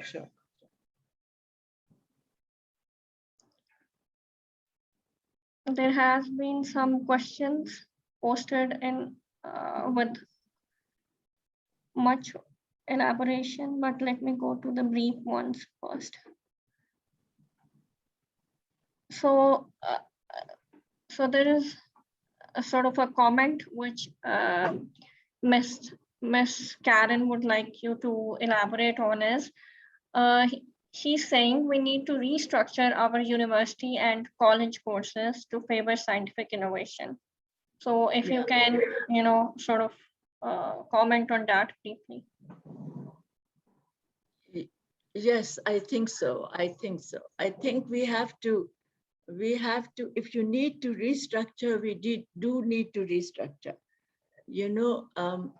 Whatever, but we need to do, we need to think about scientific innovations, because this is the way forward, and the universities must innovate, because universities have all the intellectual capacities to innovate.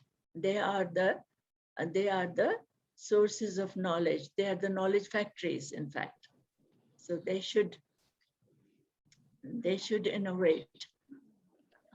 Thank you, Madam. They need to, but you just see, ask Karen, must just find out, Karen first, that where the restructuring is needed, which part, whether it's the governance, which is faulty, whether it's the culture inside the university, prevailing culture, because I know that even our university does not have or does not encourage an innovation culture. It has to. The culture needs to change. It needs to encourage students to work independently, to think independently. They should not be dependent on the teacher. And the teacher must not take credit of the work of their students. very often I have noticed that the bosses take credit of the work of their students, which discourages the young students. Let the student work independently, publish independently, and let them be innovative. They are all innovators. They all have ideas, and they will all produce wonderful results if they are given independence and they are appreciated.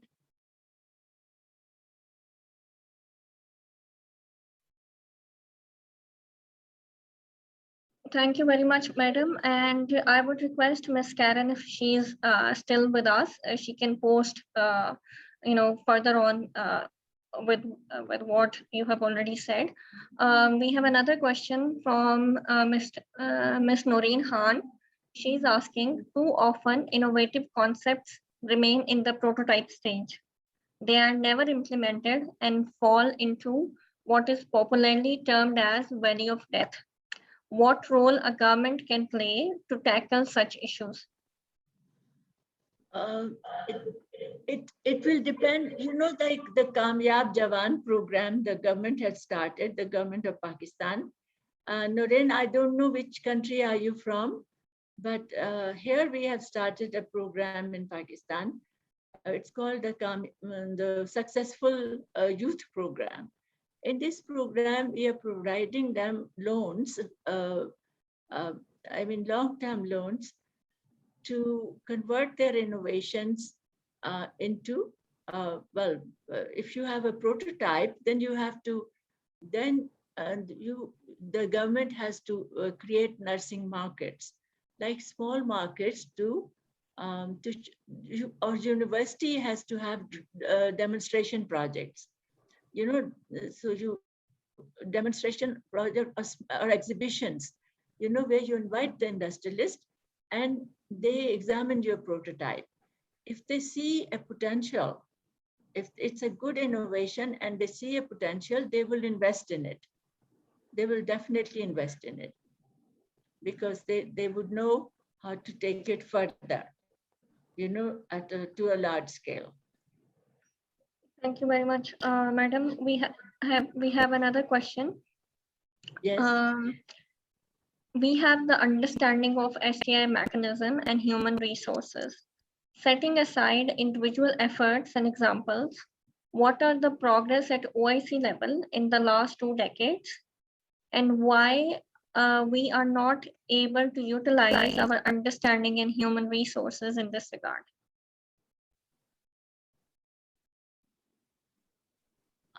I think there are, as I said, this whole thing, this thing works, innovation works in a system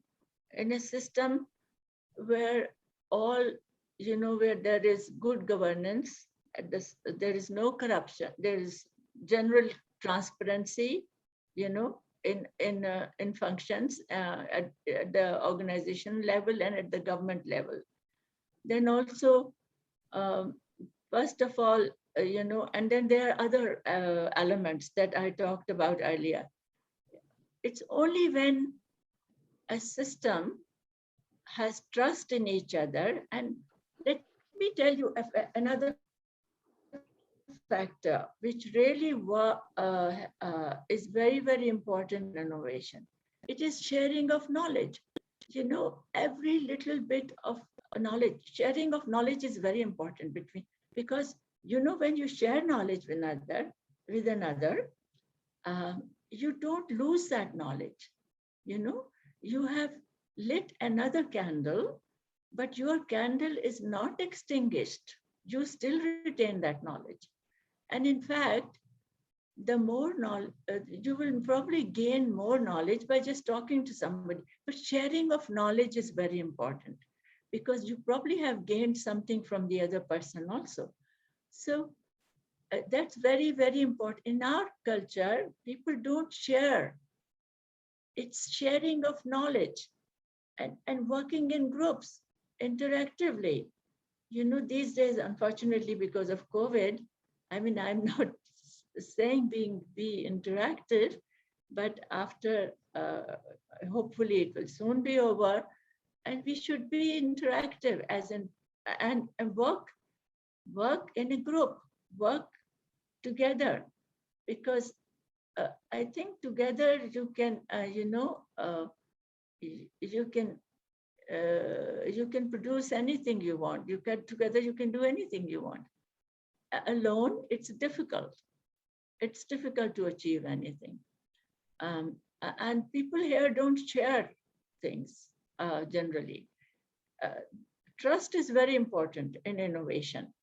Any society which lacks trust will not innovate, because, as I said, the innovation works in a system, and in that system, all the elements and all the actors work like an orchestra, like the players of an orchestra.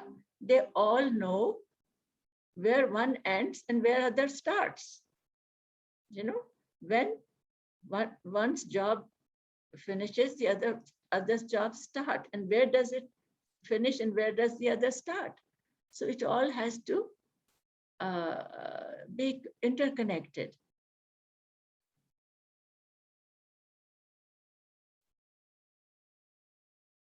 Thank you very much, madam. So here is another question. This question is quite elaborate, so I'll read out it in a full form. So the question is that a department known as a TVET, which is swarmed by the people from FBR Audit and Accounting Department, just for the benefits and not for the improvement of TVET. How can we expect the benefit to the system and to the poor? How can a non-technical people set the direction of TVET while keeping TVET people down at bay? So I think the major question is that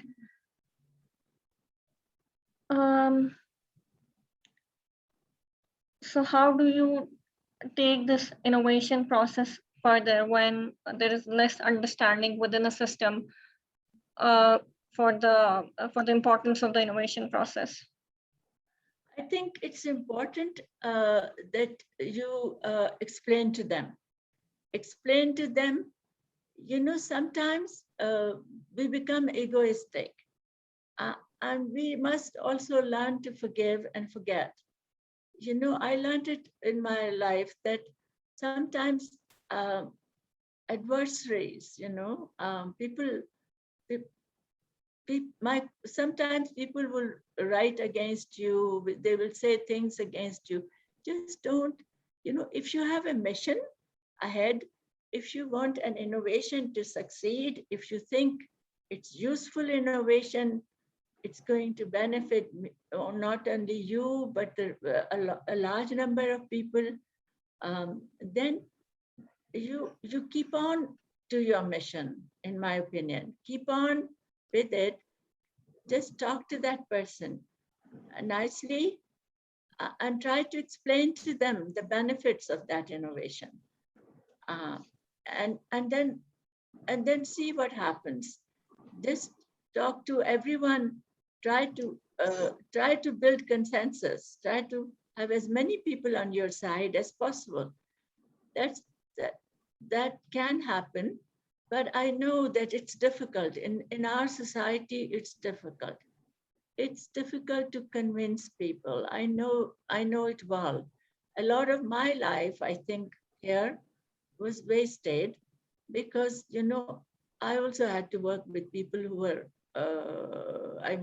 bosses who didn't understand what I meant.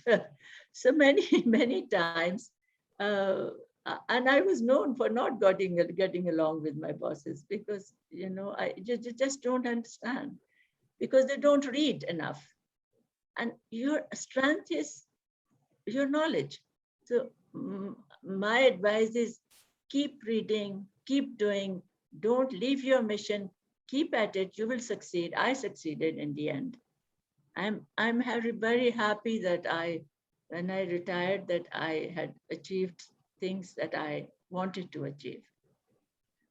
Thank you very much, madam. And again, I would like to thank you for your valuable time and for being with us, and especially for doing all all the scheduling and designing this program, this online course with us. All pleasure.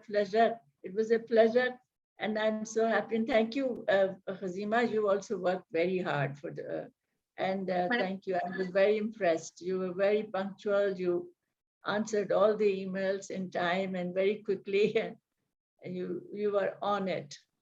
Madam, thank you very much. It's such a pleasure to have you, and hoping to have these courses coming up in the future days as well. Yes. With this, we can, if you allow me, we can move on to our next technical talk. Yes. Thank you, madam. Thank you. Yes. So our next technical talk is by Professor Dr. Hamad Akbar. Professor Dr. Hamad Akbar did his PhD in management from University of East Anglia, UK in 2009. Currently, he is a senior lecturer, associate professor in management, the University of Liverpool. The title of his talk today is Problems Faced by Pakistani Young Women Innovators to Commercialize Their Innovations. And with this, we are very grateful and grateful to Professor Dr. Hamad for sparing his time and for giving this lecture. Over to you, Professor Dr. Hamad.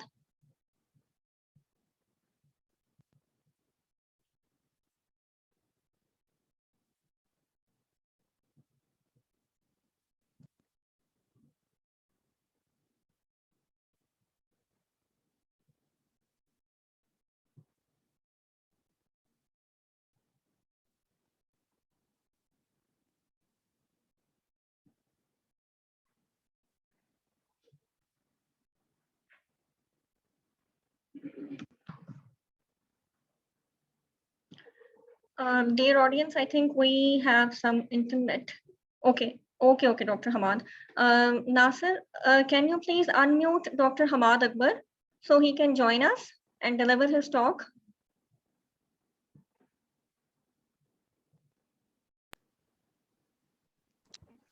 Hello. Hello. Yes, Professor Hamad, we can hear you. Brilliant. Thank you very much indeed. Now, how does it work? Do I control my presentation from here, or Hazima, are you going to do that for me? Sir, as you would like to do it, if you want us to operate it from here, we can do that. And if you would like to share your screen, we can do it that as well. Yeah, let me just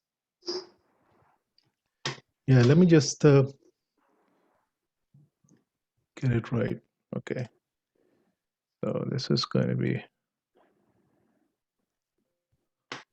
Hazima, I'm having difficulty sharing my screen, but let me just try once more.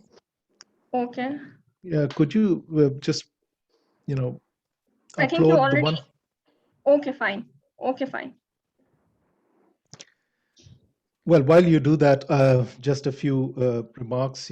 Thank you very much indeed, everyone, for joining. And I have to say the pleasure is all mine, especially to be able to share my views in the presence of Dr. Tanveer Naeem. She has been she has been a mentor to me. And also, Professor Iqbal Chaudhry, is such a distinguished scholar from Pakistan. Hazima, I think you have to start my video as well, because I don't think I can do it from here. Okay, Dr. Hamad, just give me a minute.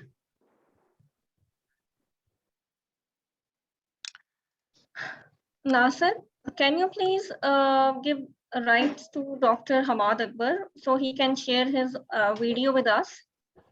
Already I... Now the video. Okay. Just click on camera. Okay, fine. Say it again. Dr. Hamad, we have already made you a co-host, which means that you can share your slide as well as turn on your camera. But if you cannot turn on your camera, what I would suggest is that you log in again so that we can see you. Okay, I could do that.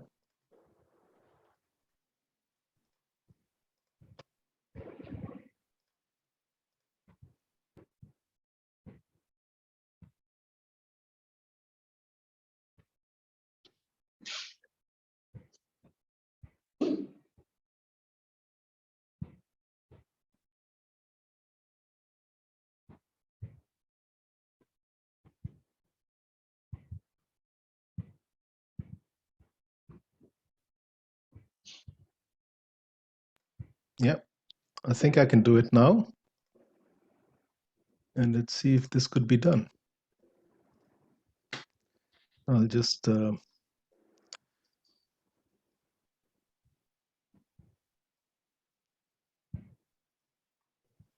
Dr. Hamad, we Yeah, are yeah. sharing your slides. You will Okay, see them brilliant. in a while. Oh, that's great, because that saves me.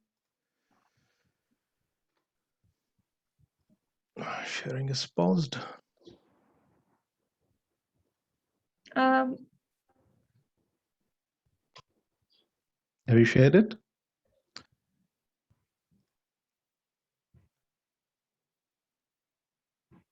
That is amazing. Brilliant. Thank you so much indeed. Yeah, that's great. Well, thank you very much indeed, everyone, like I said, for joining. And it's great for me to be able to share these things, my thoughts with you. My presentation is very much based on a project that I did in Pakistan on women and technological innovations. It was mainly in Lahore and Islamabad.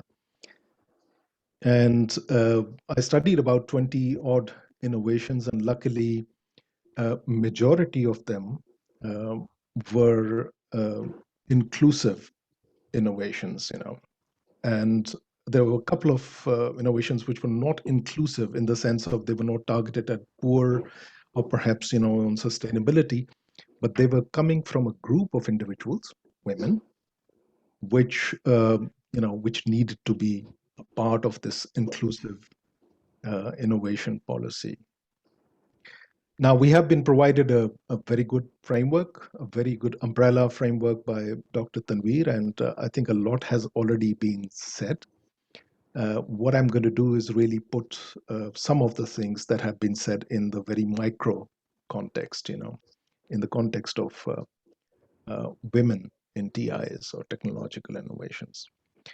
I'm also very sort of, it was heartwarming to hear Dr. Tanveer talk about, we have to have this trust and confidence in technology. Technology really have a lot of potential um, for solving our issues. Issues of poverty, issues of inequality, issues of sanitation. She mentioned issues of sustainability and so on. So I think it was very heartwarming. So we got the context, we got all the background, the theoretical background, so we can move on to women in technological innovations. I must put in a caveat that whatever I'm going to share with you, majority of it is based on the data that we were able to gather. So these are not my thoughts. These are the thoughts from the women themselves. So can we move on to the next slide, please?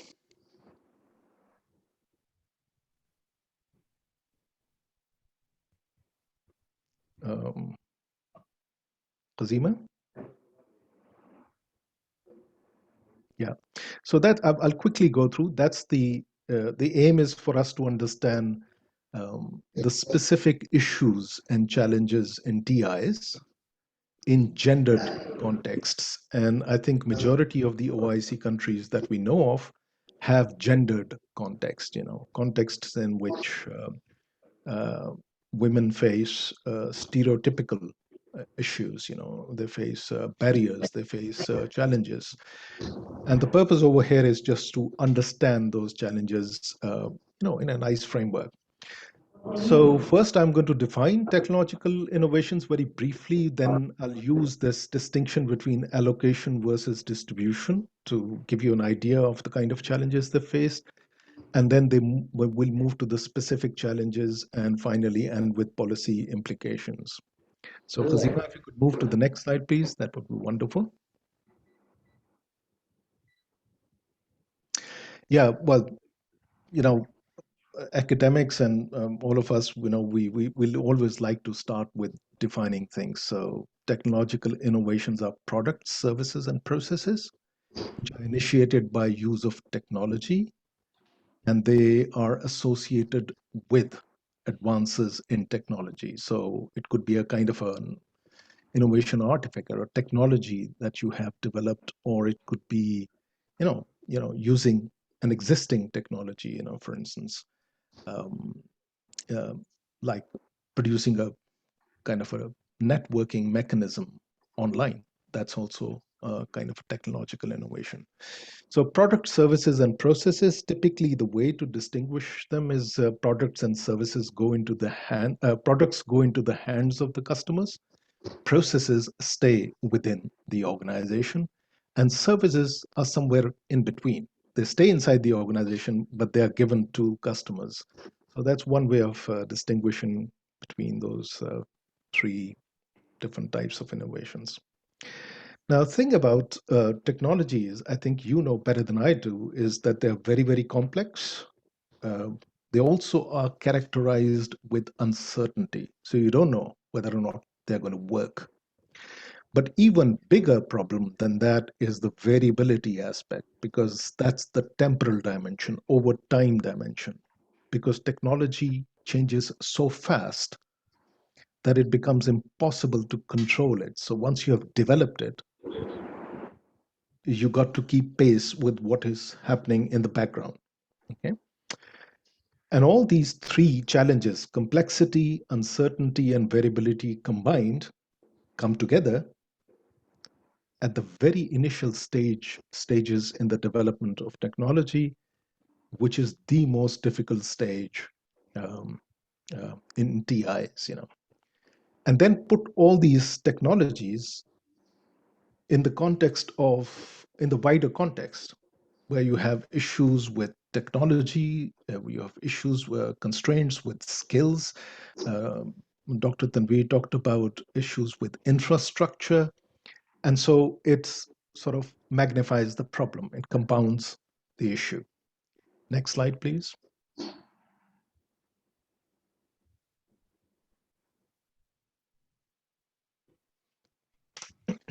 Yeah. Okay, so I'm going to use a very simple distinction between allocation and distribution. This distinction exists in the literature, literally for about hundred years, but it has not been discussed as much as it should be. Allocation is when you make a choice between two competing entities or among more than two competing entities. So just imagine entities could be a project or it could be an individual. Okay. So you got two projects or two individuals and you make a choice between them. Now that choice is based on the feasibility of the project and project itself.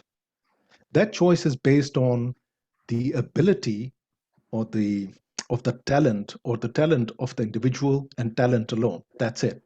So once you make that choice, I go for this individual or not that, that's allocation.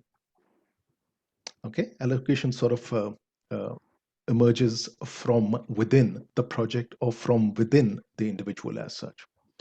Now, the distribution aspect is really the spread across entities. So it could be across regions, it could be across the types of innovations, it could be across different provinces, it could be across different countries, and therefore it could also be across different types of individuals, such as men, women, and so on and so forth. So, yeah, distribution emerges not from within the project, It is not based on the characteristics or the merit of the project or the individual. It is simply a feature of how distributed or how spread or how portioned out are the resources, you know. Now, there is this objective outcome framework. In the traditional thought, distribution is not an issue, because if you allocate on the basis of merit or the, you know, how good the project is, the distribution will automatically occur, but as a consequence, as an outcome of the process. So allocation in this case becomes the objective. That's what you're going to do. So if I have to, irrespective of male or a female, if I say I'm going for the best possible project, and it happens to be a female, great, I'll fund it because the project is good and the individual is very, very good. So the distribution, the allocation itself distributes resources. So I don't have to worry about distribution. But then there are other individuals. There is another stream of thought which says, no, distribution is a problem because the context has its constraints, its barriers. So women are stereotyped, you know, they face, issues within families. They face issues when they go out in the industry. So distribution cannot be left as an outcome. It has to be the objective itself. So that's why this allocation versus distribution is a very interesting framework, you know. So you can imagine, I'm going to talk about from now on allocation in relation to innovations and distribution in relation to women in innovations. Okay, that's the framework. Hazima, next slide, please. Yeah. So let's look at the issues and challenges as we found related to the overall context. Nothing to do with the project, just nothing to do with the innovation itself, but just to do with the country where these women were operating. So look at the left-hand side box, that's the allocation box, and the right-hand side box is the distribution box. So let's focus on the allocation box, the left-hand side box first. One of the issues with Pakistan, where I collected my data from, was that these are, countries like Pakistan or other such countries are rudimentary economies with very underdeveloped markets. Now, what's the problem with that? It's really the level at which economy is positioned. And once you are in a rudimentary economy, it's not very developed, the growth is not enormously high, and the issue there is of survival. So people have to survive, and therefore they are risk averse. There is a risk aversion attitude among people, which then leads to a certain preference for professions. So professions like medicine, engineering, and accountancy, period. Why this preference? Because these three kind of professions, you can add more, these are called, if I could term them as middle class professions, which is they're very, very good in social mobility. They take people out of let's say poverty and make them increase their incomes. The second aspect about these professions is that they are made for representative individuals. We call them representative individuals. Representative individuals are like normal human beings, not extremely brilliant, not extremely goof either, just normal, average, good human beings. Okay, nicely scaled. That's it. And so these professions, what they have is that you don't have to be brilliant at creativity. You don't have to be brilliant at thinking, like for example, you don't have to be a scholar, for instance, like Dr. Veer or Professor, Chaudhary, you can just be a normal, just an average human being like me, and all you have to do is to have the skill of memorizing and reproducing. That's it. You don't have to have great thought and great at creativity. So as long as you can memorize and reproduce, which we call as information processing ability, if you have that fast ability, you can be average and yet create a very good life for yourself. Why? Because the demand for these three professions, medicine and engineering and accountancy, is huge. It's already there. So you can afford to be an average individual and yet be able to make a very good standard of living. Now, in this context, entrepreneurship is regarded as a profession, nobody wants to go for. And remember, whoever goes for that entrepreneurial profession has to be twice as good in creativity compared to an average representative individual. So the people who go into entrepreneurship are twice as risky. They're twice as good at creativity. They're twice as good at thinking, thinking in a broader perspective. So imagine that's the huge challenge they're already faced with. These are very, very good individuals.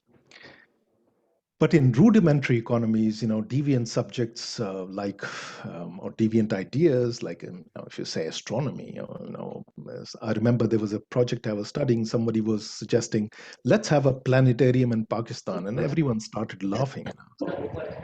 What has that got to do with Pakistan? Why? Because such projects are very risky and very radical. So that's the allocation box. Now let's go to the distribution box on the right-hand side. So we all know that women are, they have stereotypical role expectations. They are expected to be wives and mothers and taking care of the households. They have very defined professions, teaching and medicine. I put medicine in inverted commas because a lot of time people pursue that profession not necessarily with the intent of doing a job, but for other things. And I wouldn't go into details over there.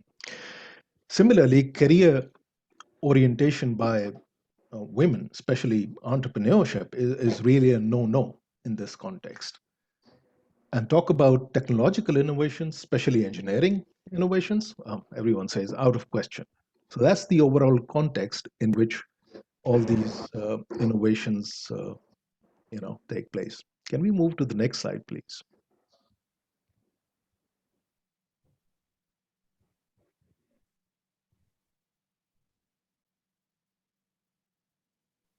Oh, we're already there. Thank you. So again, now we are moving from the overall context to the innovation context. Now let's look at the left-hand side box. STEM, science, technology, engineering, mathematics, these students are regarded as not creative. They are perceived as not very creative. Similarly, I think Dr. Tanveer talked about, these students, young entrepreneurs, they are, you hinted at that. I'll come to the policy. Young entrepreneurs, such as students, they're not taken very seriously, So that's another problem with innovations that we have. Similarly, risk and uncertainty makes initial funding very, very difficult to obtain.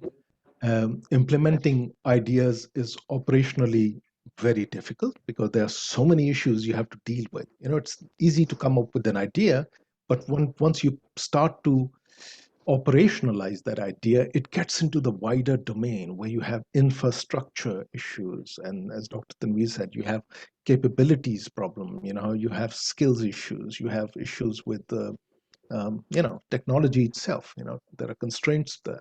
So it becomes very, very difficult to operationalize. That's one. And secondly, in order to operationalize, there are so many small little things you have to work, within the technology. Where the funding is going to come from, where the skills are going to come from, how am I going to get it, let's say, streamlined, what would be the kind of supply chain and those.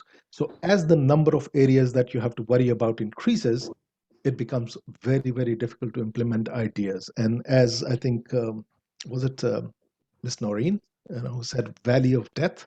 So there is the valley of death. Now let's move to the second, the right-hand side box, distribution box. Women are not taken seriously. So someone commented, oh, she will eventually get married. So let's not fund this project. Women are not given a chance due to stereotypical perceptions about their capabilities. Someone said, one of the women quoted that someone said that, no, women can't do it. They're not made for that thing. Similarly, women, as a result, form a very small proportion of initial funding, and they struggle even more in implementing ideas. Why? Because they lack experience. Why they lack experience? Because of the male attitudes, because of the way the society is structured. You don't go out and you don't interact with others. Um, uh, and therefore, women face a prolonged valley of death. So let's put these two allocation and distribution challenges together. So every innovator experiences the left-hand side or the allocational challenges. Women on top of that experience distributional challenges as well. So these are allocation plus distribution challenges twice over. Now put that in the wider context of the previous that I showed you in the previous slide, that in order to be an entrepreneur, you have to be twice as good. So all these entrepreneurs and innovators and creative people that we have, and the scholars and thinkers, they are typically twice as good as anyone else. So you have allocation plus distribution twice over challenges, and you have to be twice as good. So, you can just imagine the challenges compound 4 times over. Can we move to the next slide, please? Okay, one of the key innovations, I think Dr. Tanveer did talk about, we should have incremental innovation. So it's sort of linked with that. What I found out was there are 2 approaches. Let's look at approach number one first. Let's go sequentially. Approach number 1 is the traditional approach where demand is taken as given. So you don't touch the demand. It exists. You don't create it. Now that demand could be because there is a problem that needs to be solved, or it could be because of the government regulation. Okay. Now examples are, this Sparktronics that I studied. You have these overhead water tanks, and once they get filled, the water starts to spill over, and you only get to know once it starts to fall down on the floor.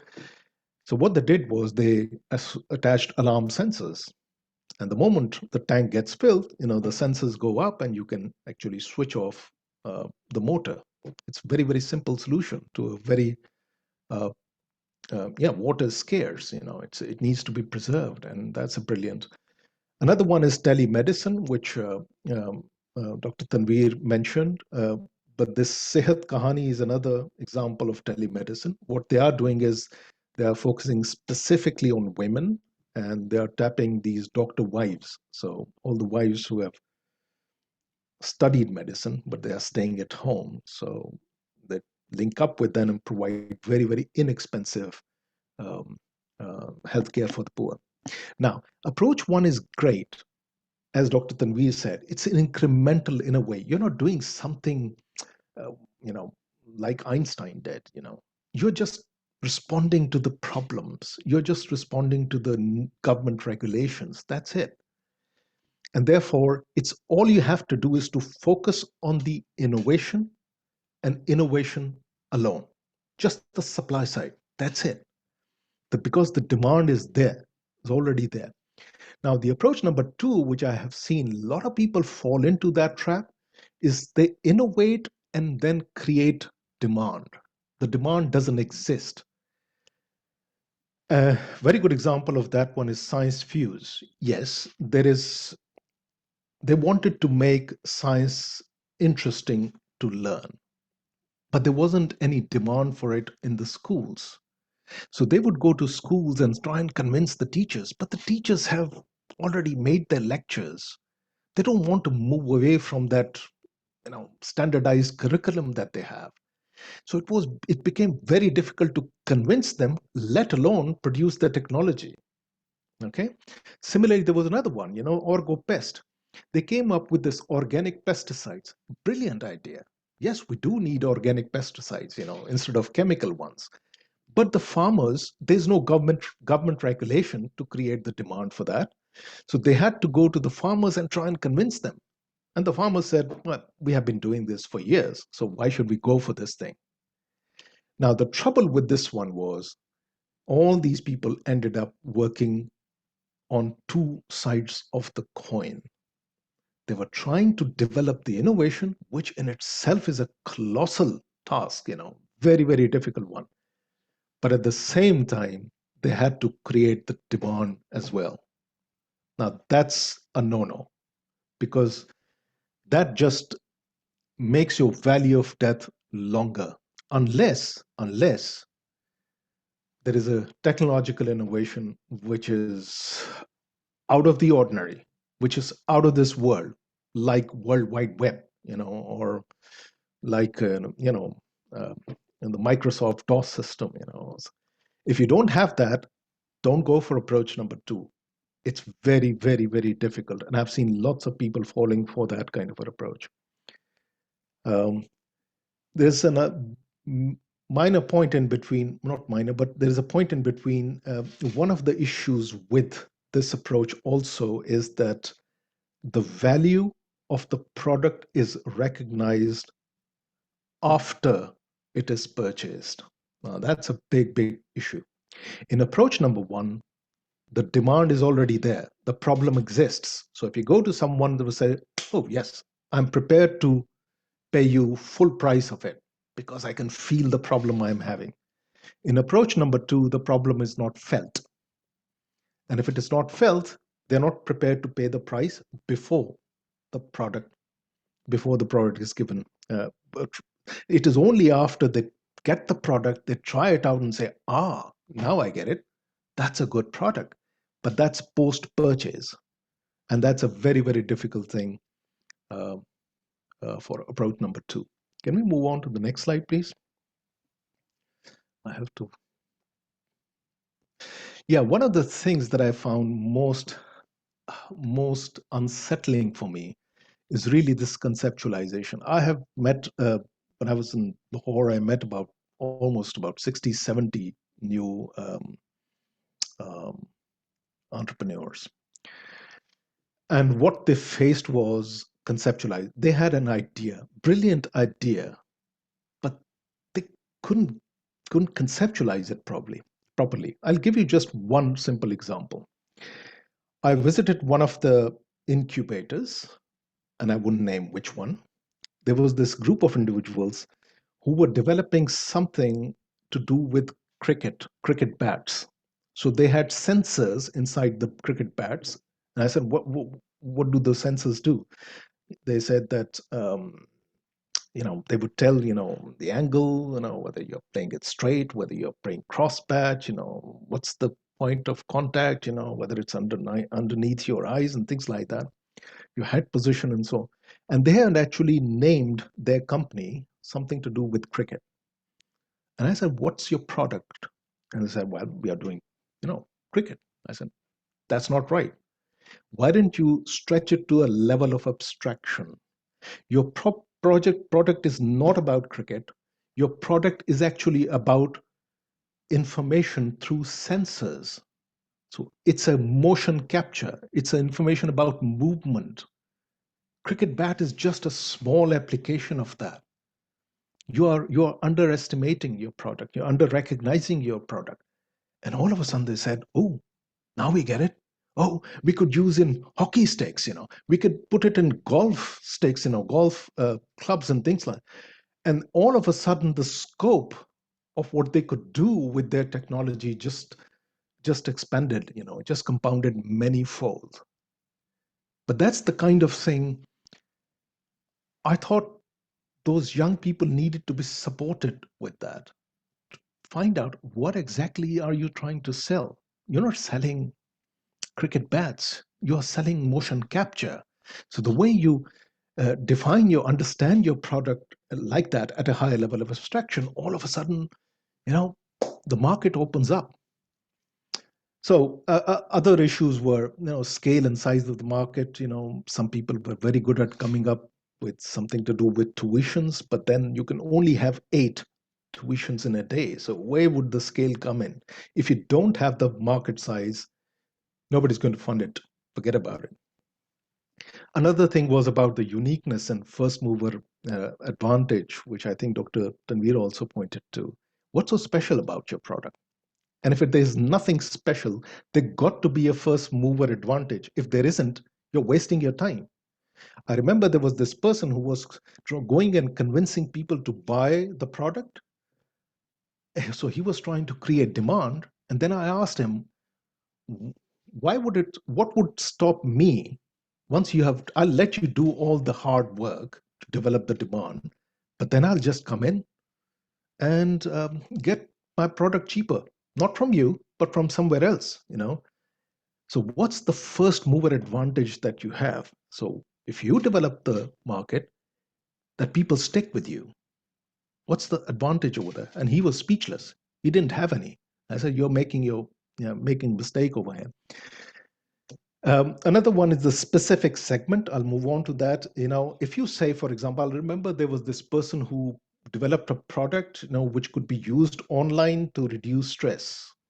I said, what's the segment that you are targeting? He said, well, anyone. I said, you're not going to get funded if you say that. You got to have a specific segment. So if you say, professionals in a particular industry, a very high stress industry, brilliant. You got a segment, specific segment. So all those conceptualization things, people needed support. Now, this support is in addition to the support, let's say, which incubators provide, like funding, linking up people with funding agencies, patent lawyers, and, help them prepare the business plan. It is much more than that. Okay, I'll quickly go through the next 3 slides. Khazima, if you could move on to the next one. Yes, thank you. So now, in addition to the STEM subjects, what we need is this to develop interest in innovation. And the way to do that is to have TI activities in schools. So there was this one project in Lahore, which was about studying mathematics through robots. That's the kind of project which should be, so not robots, but these small mechanical toy robots, That's a project that should happen in all the schools. Now people should develop new ideas and new scenarios through simple things, it's activities in schools. Similarly, Dr. Tanveer talked about, influencing direction of research. So which sectors need to be promoted, like IT, she mentioned. I wouldn't go into that. Next is what about the higher education institution? What kind of research? There is, if you come with a practically useful research, it's not publishable. If you come with theoretically robust research, it's publishable, but may not be practically useful.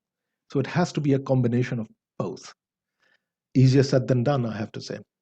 Similarly, in order to have these technology vision, as Dr. Tanveer said, you need to promote exportable products, because the beauty about exportable products is the scale.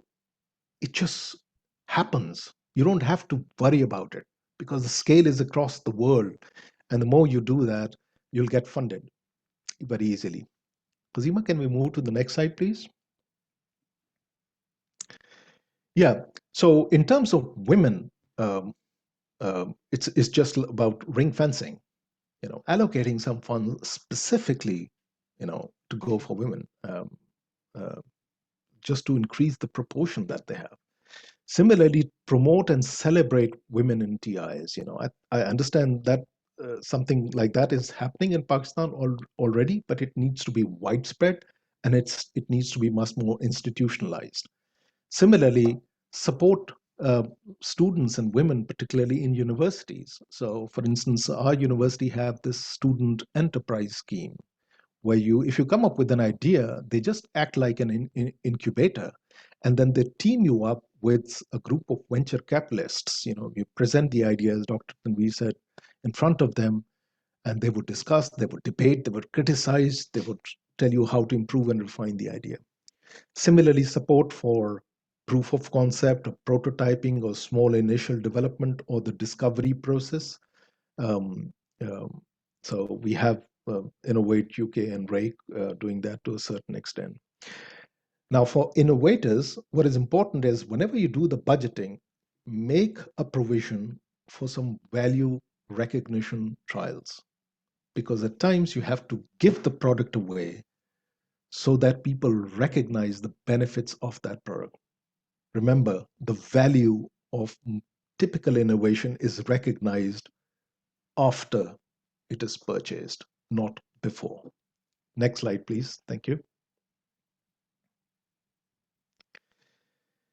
The last slide is establishing entrepreneurial communities. Dr. Tanvi talked about that, for sharing experiences, information, and knowledge, which is brilliant. I think she mentioned it takes a lot of time and courage to develop a certain kind of knowledge, to have that experience.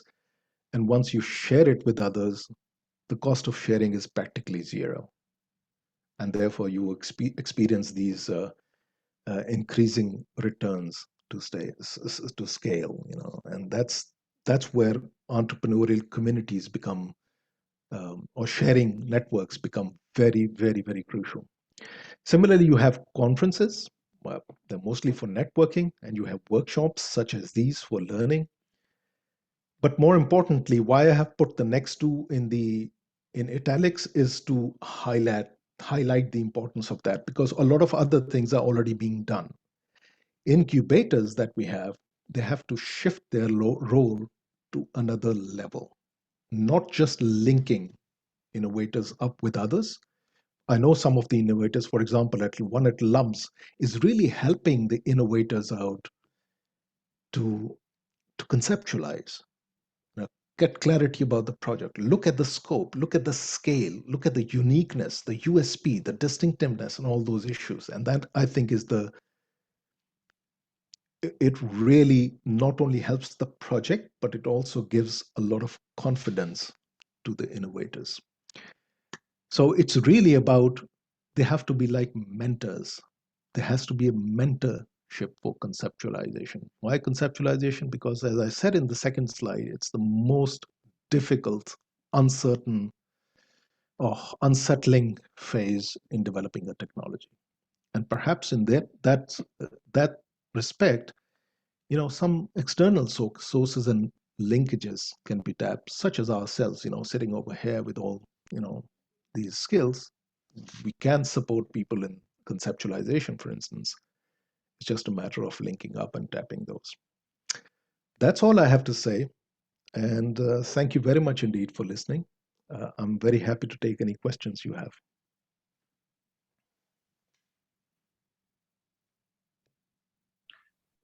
Thank you very much, Dr. Hamad. It was a very nice presentation and very well put for the audience. With this, before I take question and answers, I would request Professor Dr. ST Kanaim if she would like to say a few words. Yes, indeed. My pleasure.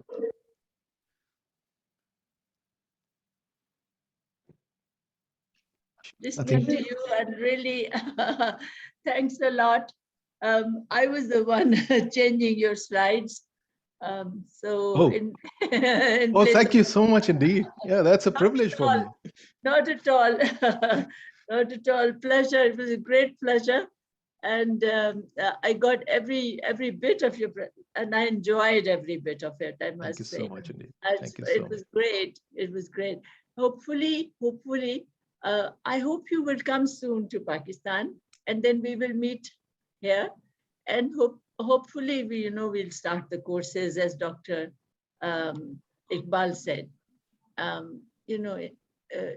We would be able to meet here in person rather than talking from a distance. So kindly, I'm very, very grateful to you for accepting my invitation, you know, Wow. in a very It's short notice, on a very, very no, short.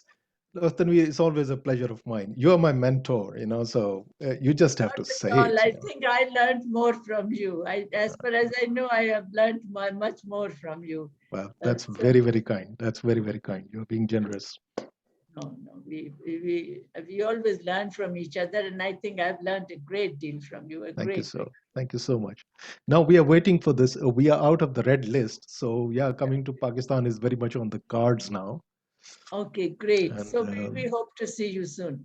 yeah, So Dr. hopefully. Saab, I'll pass it on to the students now who would be wanting to. Brilliant. Yeah. So my regards to Termina. Thank you so much. Yeah, indeed. Yeah, she would love to. Yeah, she would have loved to join, but yeah, no, I'll do that certainly. Thank you so much indeed. Thank you very much, Madam, and thank you very much, Dr. Hamad. Dr. Hamad, we have some questions in the chat box. So the first question is, how can we overcome or minimize these challenges, especially in case of allocation at national level in the countries like Pakistan? So I think the question actually wants you to summarize what you have already said in your presentation in detail about the challenges that are in Pakistan. Yeah, that's a very, that's a huge question. So there is no easy answer. Some of the challenges you have to go through. What you can do is through policy intervention. I think Dr. Tanveer also said what you can do is you can develop a nursing market. You can reduce those challenges, but you cannot eliminate those. So at an individual level, you have to have belief in yourself. You have to have the confidence. You have to persevere, to be able to get through that valley of death. And especially if you are a woman, you have to do it twice over, you know.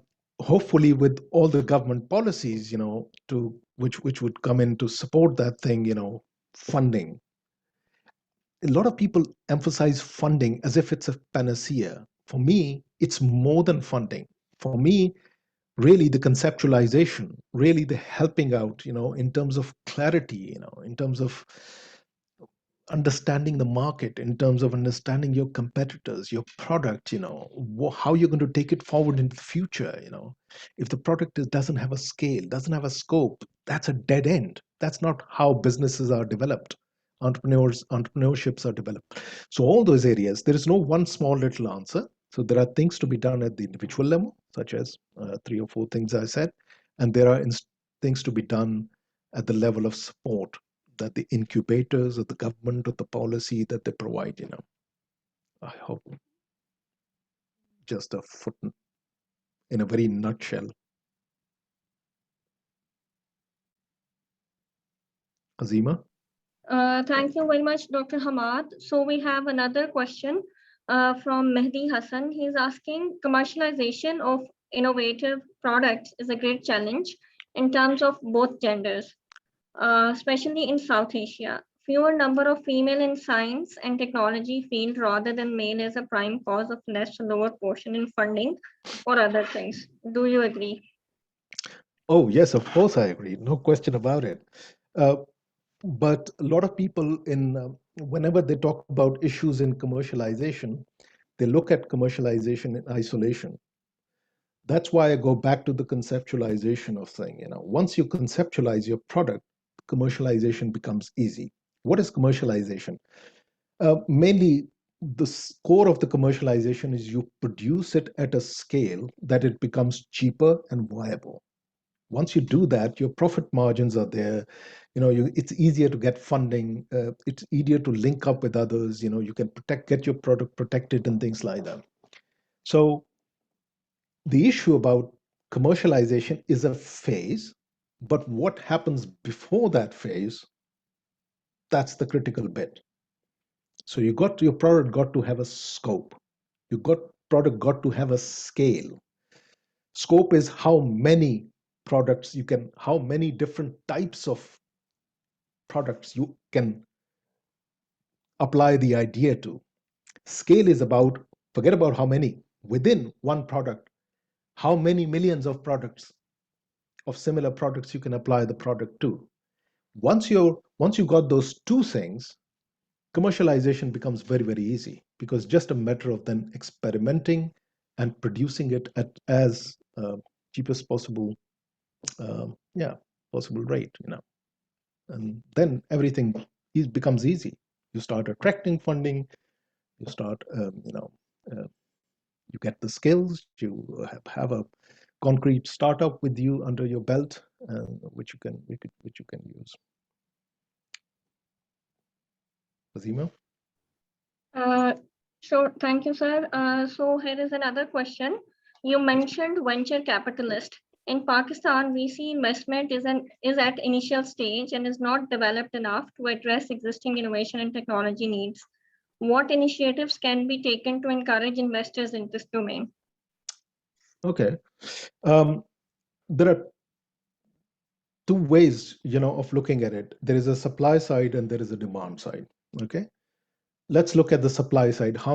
We don't have too many venture capitalists. Venture capitalists are, a small number of people with large amounts of money. But then now you have crowdfunding system, you have online funding systems, where you have a large number of people with small amount of money willing to invest in certain projects. So with online systems, it's easier to get funding now across the board. So that's the supply side. But again, I'll take you back to the demand side. If you got a good product and if you got a good innovation and you have conceptualized it properly, it will attract funding no matter what. I'll give you an example. There was this one of the innovators I met in Pakistan. She's developing, all these airplanes which fly in the air. They give out smoke. Can you see that smoke? The two lines that come out of the plane at the back? That's not actually smoke. These are water vapors. So they become cloud, and it's called cirrus cloud. Now that's environmentally very, very damaging, more damaging than the petrol, So what she has done is that she's developing a technology which is going to store that water vapor inside the plane, store that water inside the plane, rather than coming out in the air as cloud. And once you get closer, before the landing, you can actually drop that water in certain areas as rain, as pure water. So there is twice the benefit that you don't destroy the sky, and you help vegetation, for example, on the ground. Now that's an amazing, brilliant product. And she didn't have any problem. She just spoke with somebody and she got 500,000, I think 200,000 in the initial stages. Now she has moved on to another one. If you got a good product, it's going to literally pull everyone towards itself. Investors are there looking for opportunities, begging you to come up with great ideas which they can invest in. So all you have to do is to not worry as much about the venture capitalists that exist in Pakistan, but worry more about the idea that you have. If you've got a good one, it's going to work. Azima? Thank you very much, sir. And again, I would like to thank you for your time and for this wonderful talk, and all those participants who are asking for your slides and recording of this lecture. This lecture is recorded and will be available on Comstech's YouTube channel. So you can go to our channel and see this recording of this lecture as well. And as far as the PowerPoint is concerned, Dr. Hamad, do I have your permission to share this PPT? Oh, please do. Yeah. Okay. So if any one of you need these slides, kindly email to me and I'll send them to you. Dr. Hamad, I see another question. We have time. Should I take it for you? Yeah, please do. Yeah. The problem is the development. There is no ecosystem nurturing development process of innovation. How can we create such environment? Okay, that's an interesting bit. In fact, I also thought that was look, first thing you have to remember, there is only so much you can do because you work in an ecosystem, as you said, in a context. So your context may not have, certain factories which you need to develop a product, so you would have to worry about that. And the ecosystem develops as the demand expands. So if you are the only one innovating, you would have difficulty. But if there are 100 of you, 100 of you, then the market expands itself and the ecosystem naturally develops around it. That's something called a positive spillover of the growth of the industries. The more industries go, the easier it becomes, for you to produce. Now, one of the innovators I met, she said something I never thought of. I had never, never thought of, which was, she said, I see it as an advantage. If the ecosystem is not developed, I have to develop that small bit of part myself or get it developed from, for instance, Rawalpindi somewhere now. And she said, that's brilliant for me because I have to start from the very, very scratch. And I know ins and outs of that very part. Similarly, I have to do it for another part. He said, put all of them together. My learning is so immense that nobody can take my product away from me. I've got complete control over it. I know ins and outs, everything about it. And I think that was a brilliant response. Yes, once the ecosystem is not there, you would face twice as much difficulties. But that's the fun of it. That's the learning that you have to do. All you have to do is to stay put, learn, persevere, keep your interest, be confident, and so on and so forth. Kazima? Thank you very much, Dr. Hamad. And again, with this, we come to the end of our today's session. We hope to see our participants tomorrow, inshallah, at 1200 hours Pakistan Standard Time. And we have some exciting talks tomorrow as well. And with this again, thank you very much all for your time and for being with us. And thank you to Dr. Hamad as well as to Dr. STI for their wonderful presentation and sharing their experience in learning with us. Hope to see you soon tomorrow, inshallah. Goodbye. Thank you very much. Bye-bye. Thank you, Professor Hamad.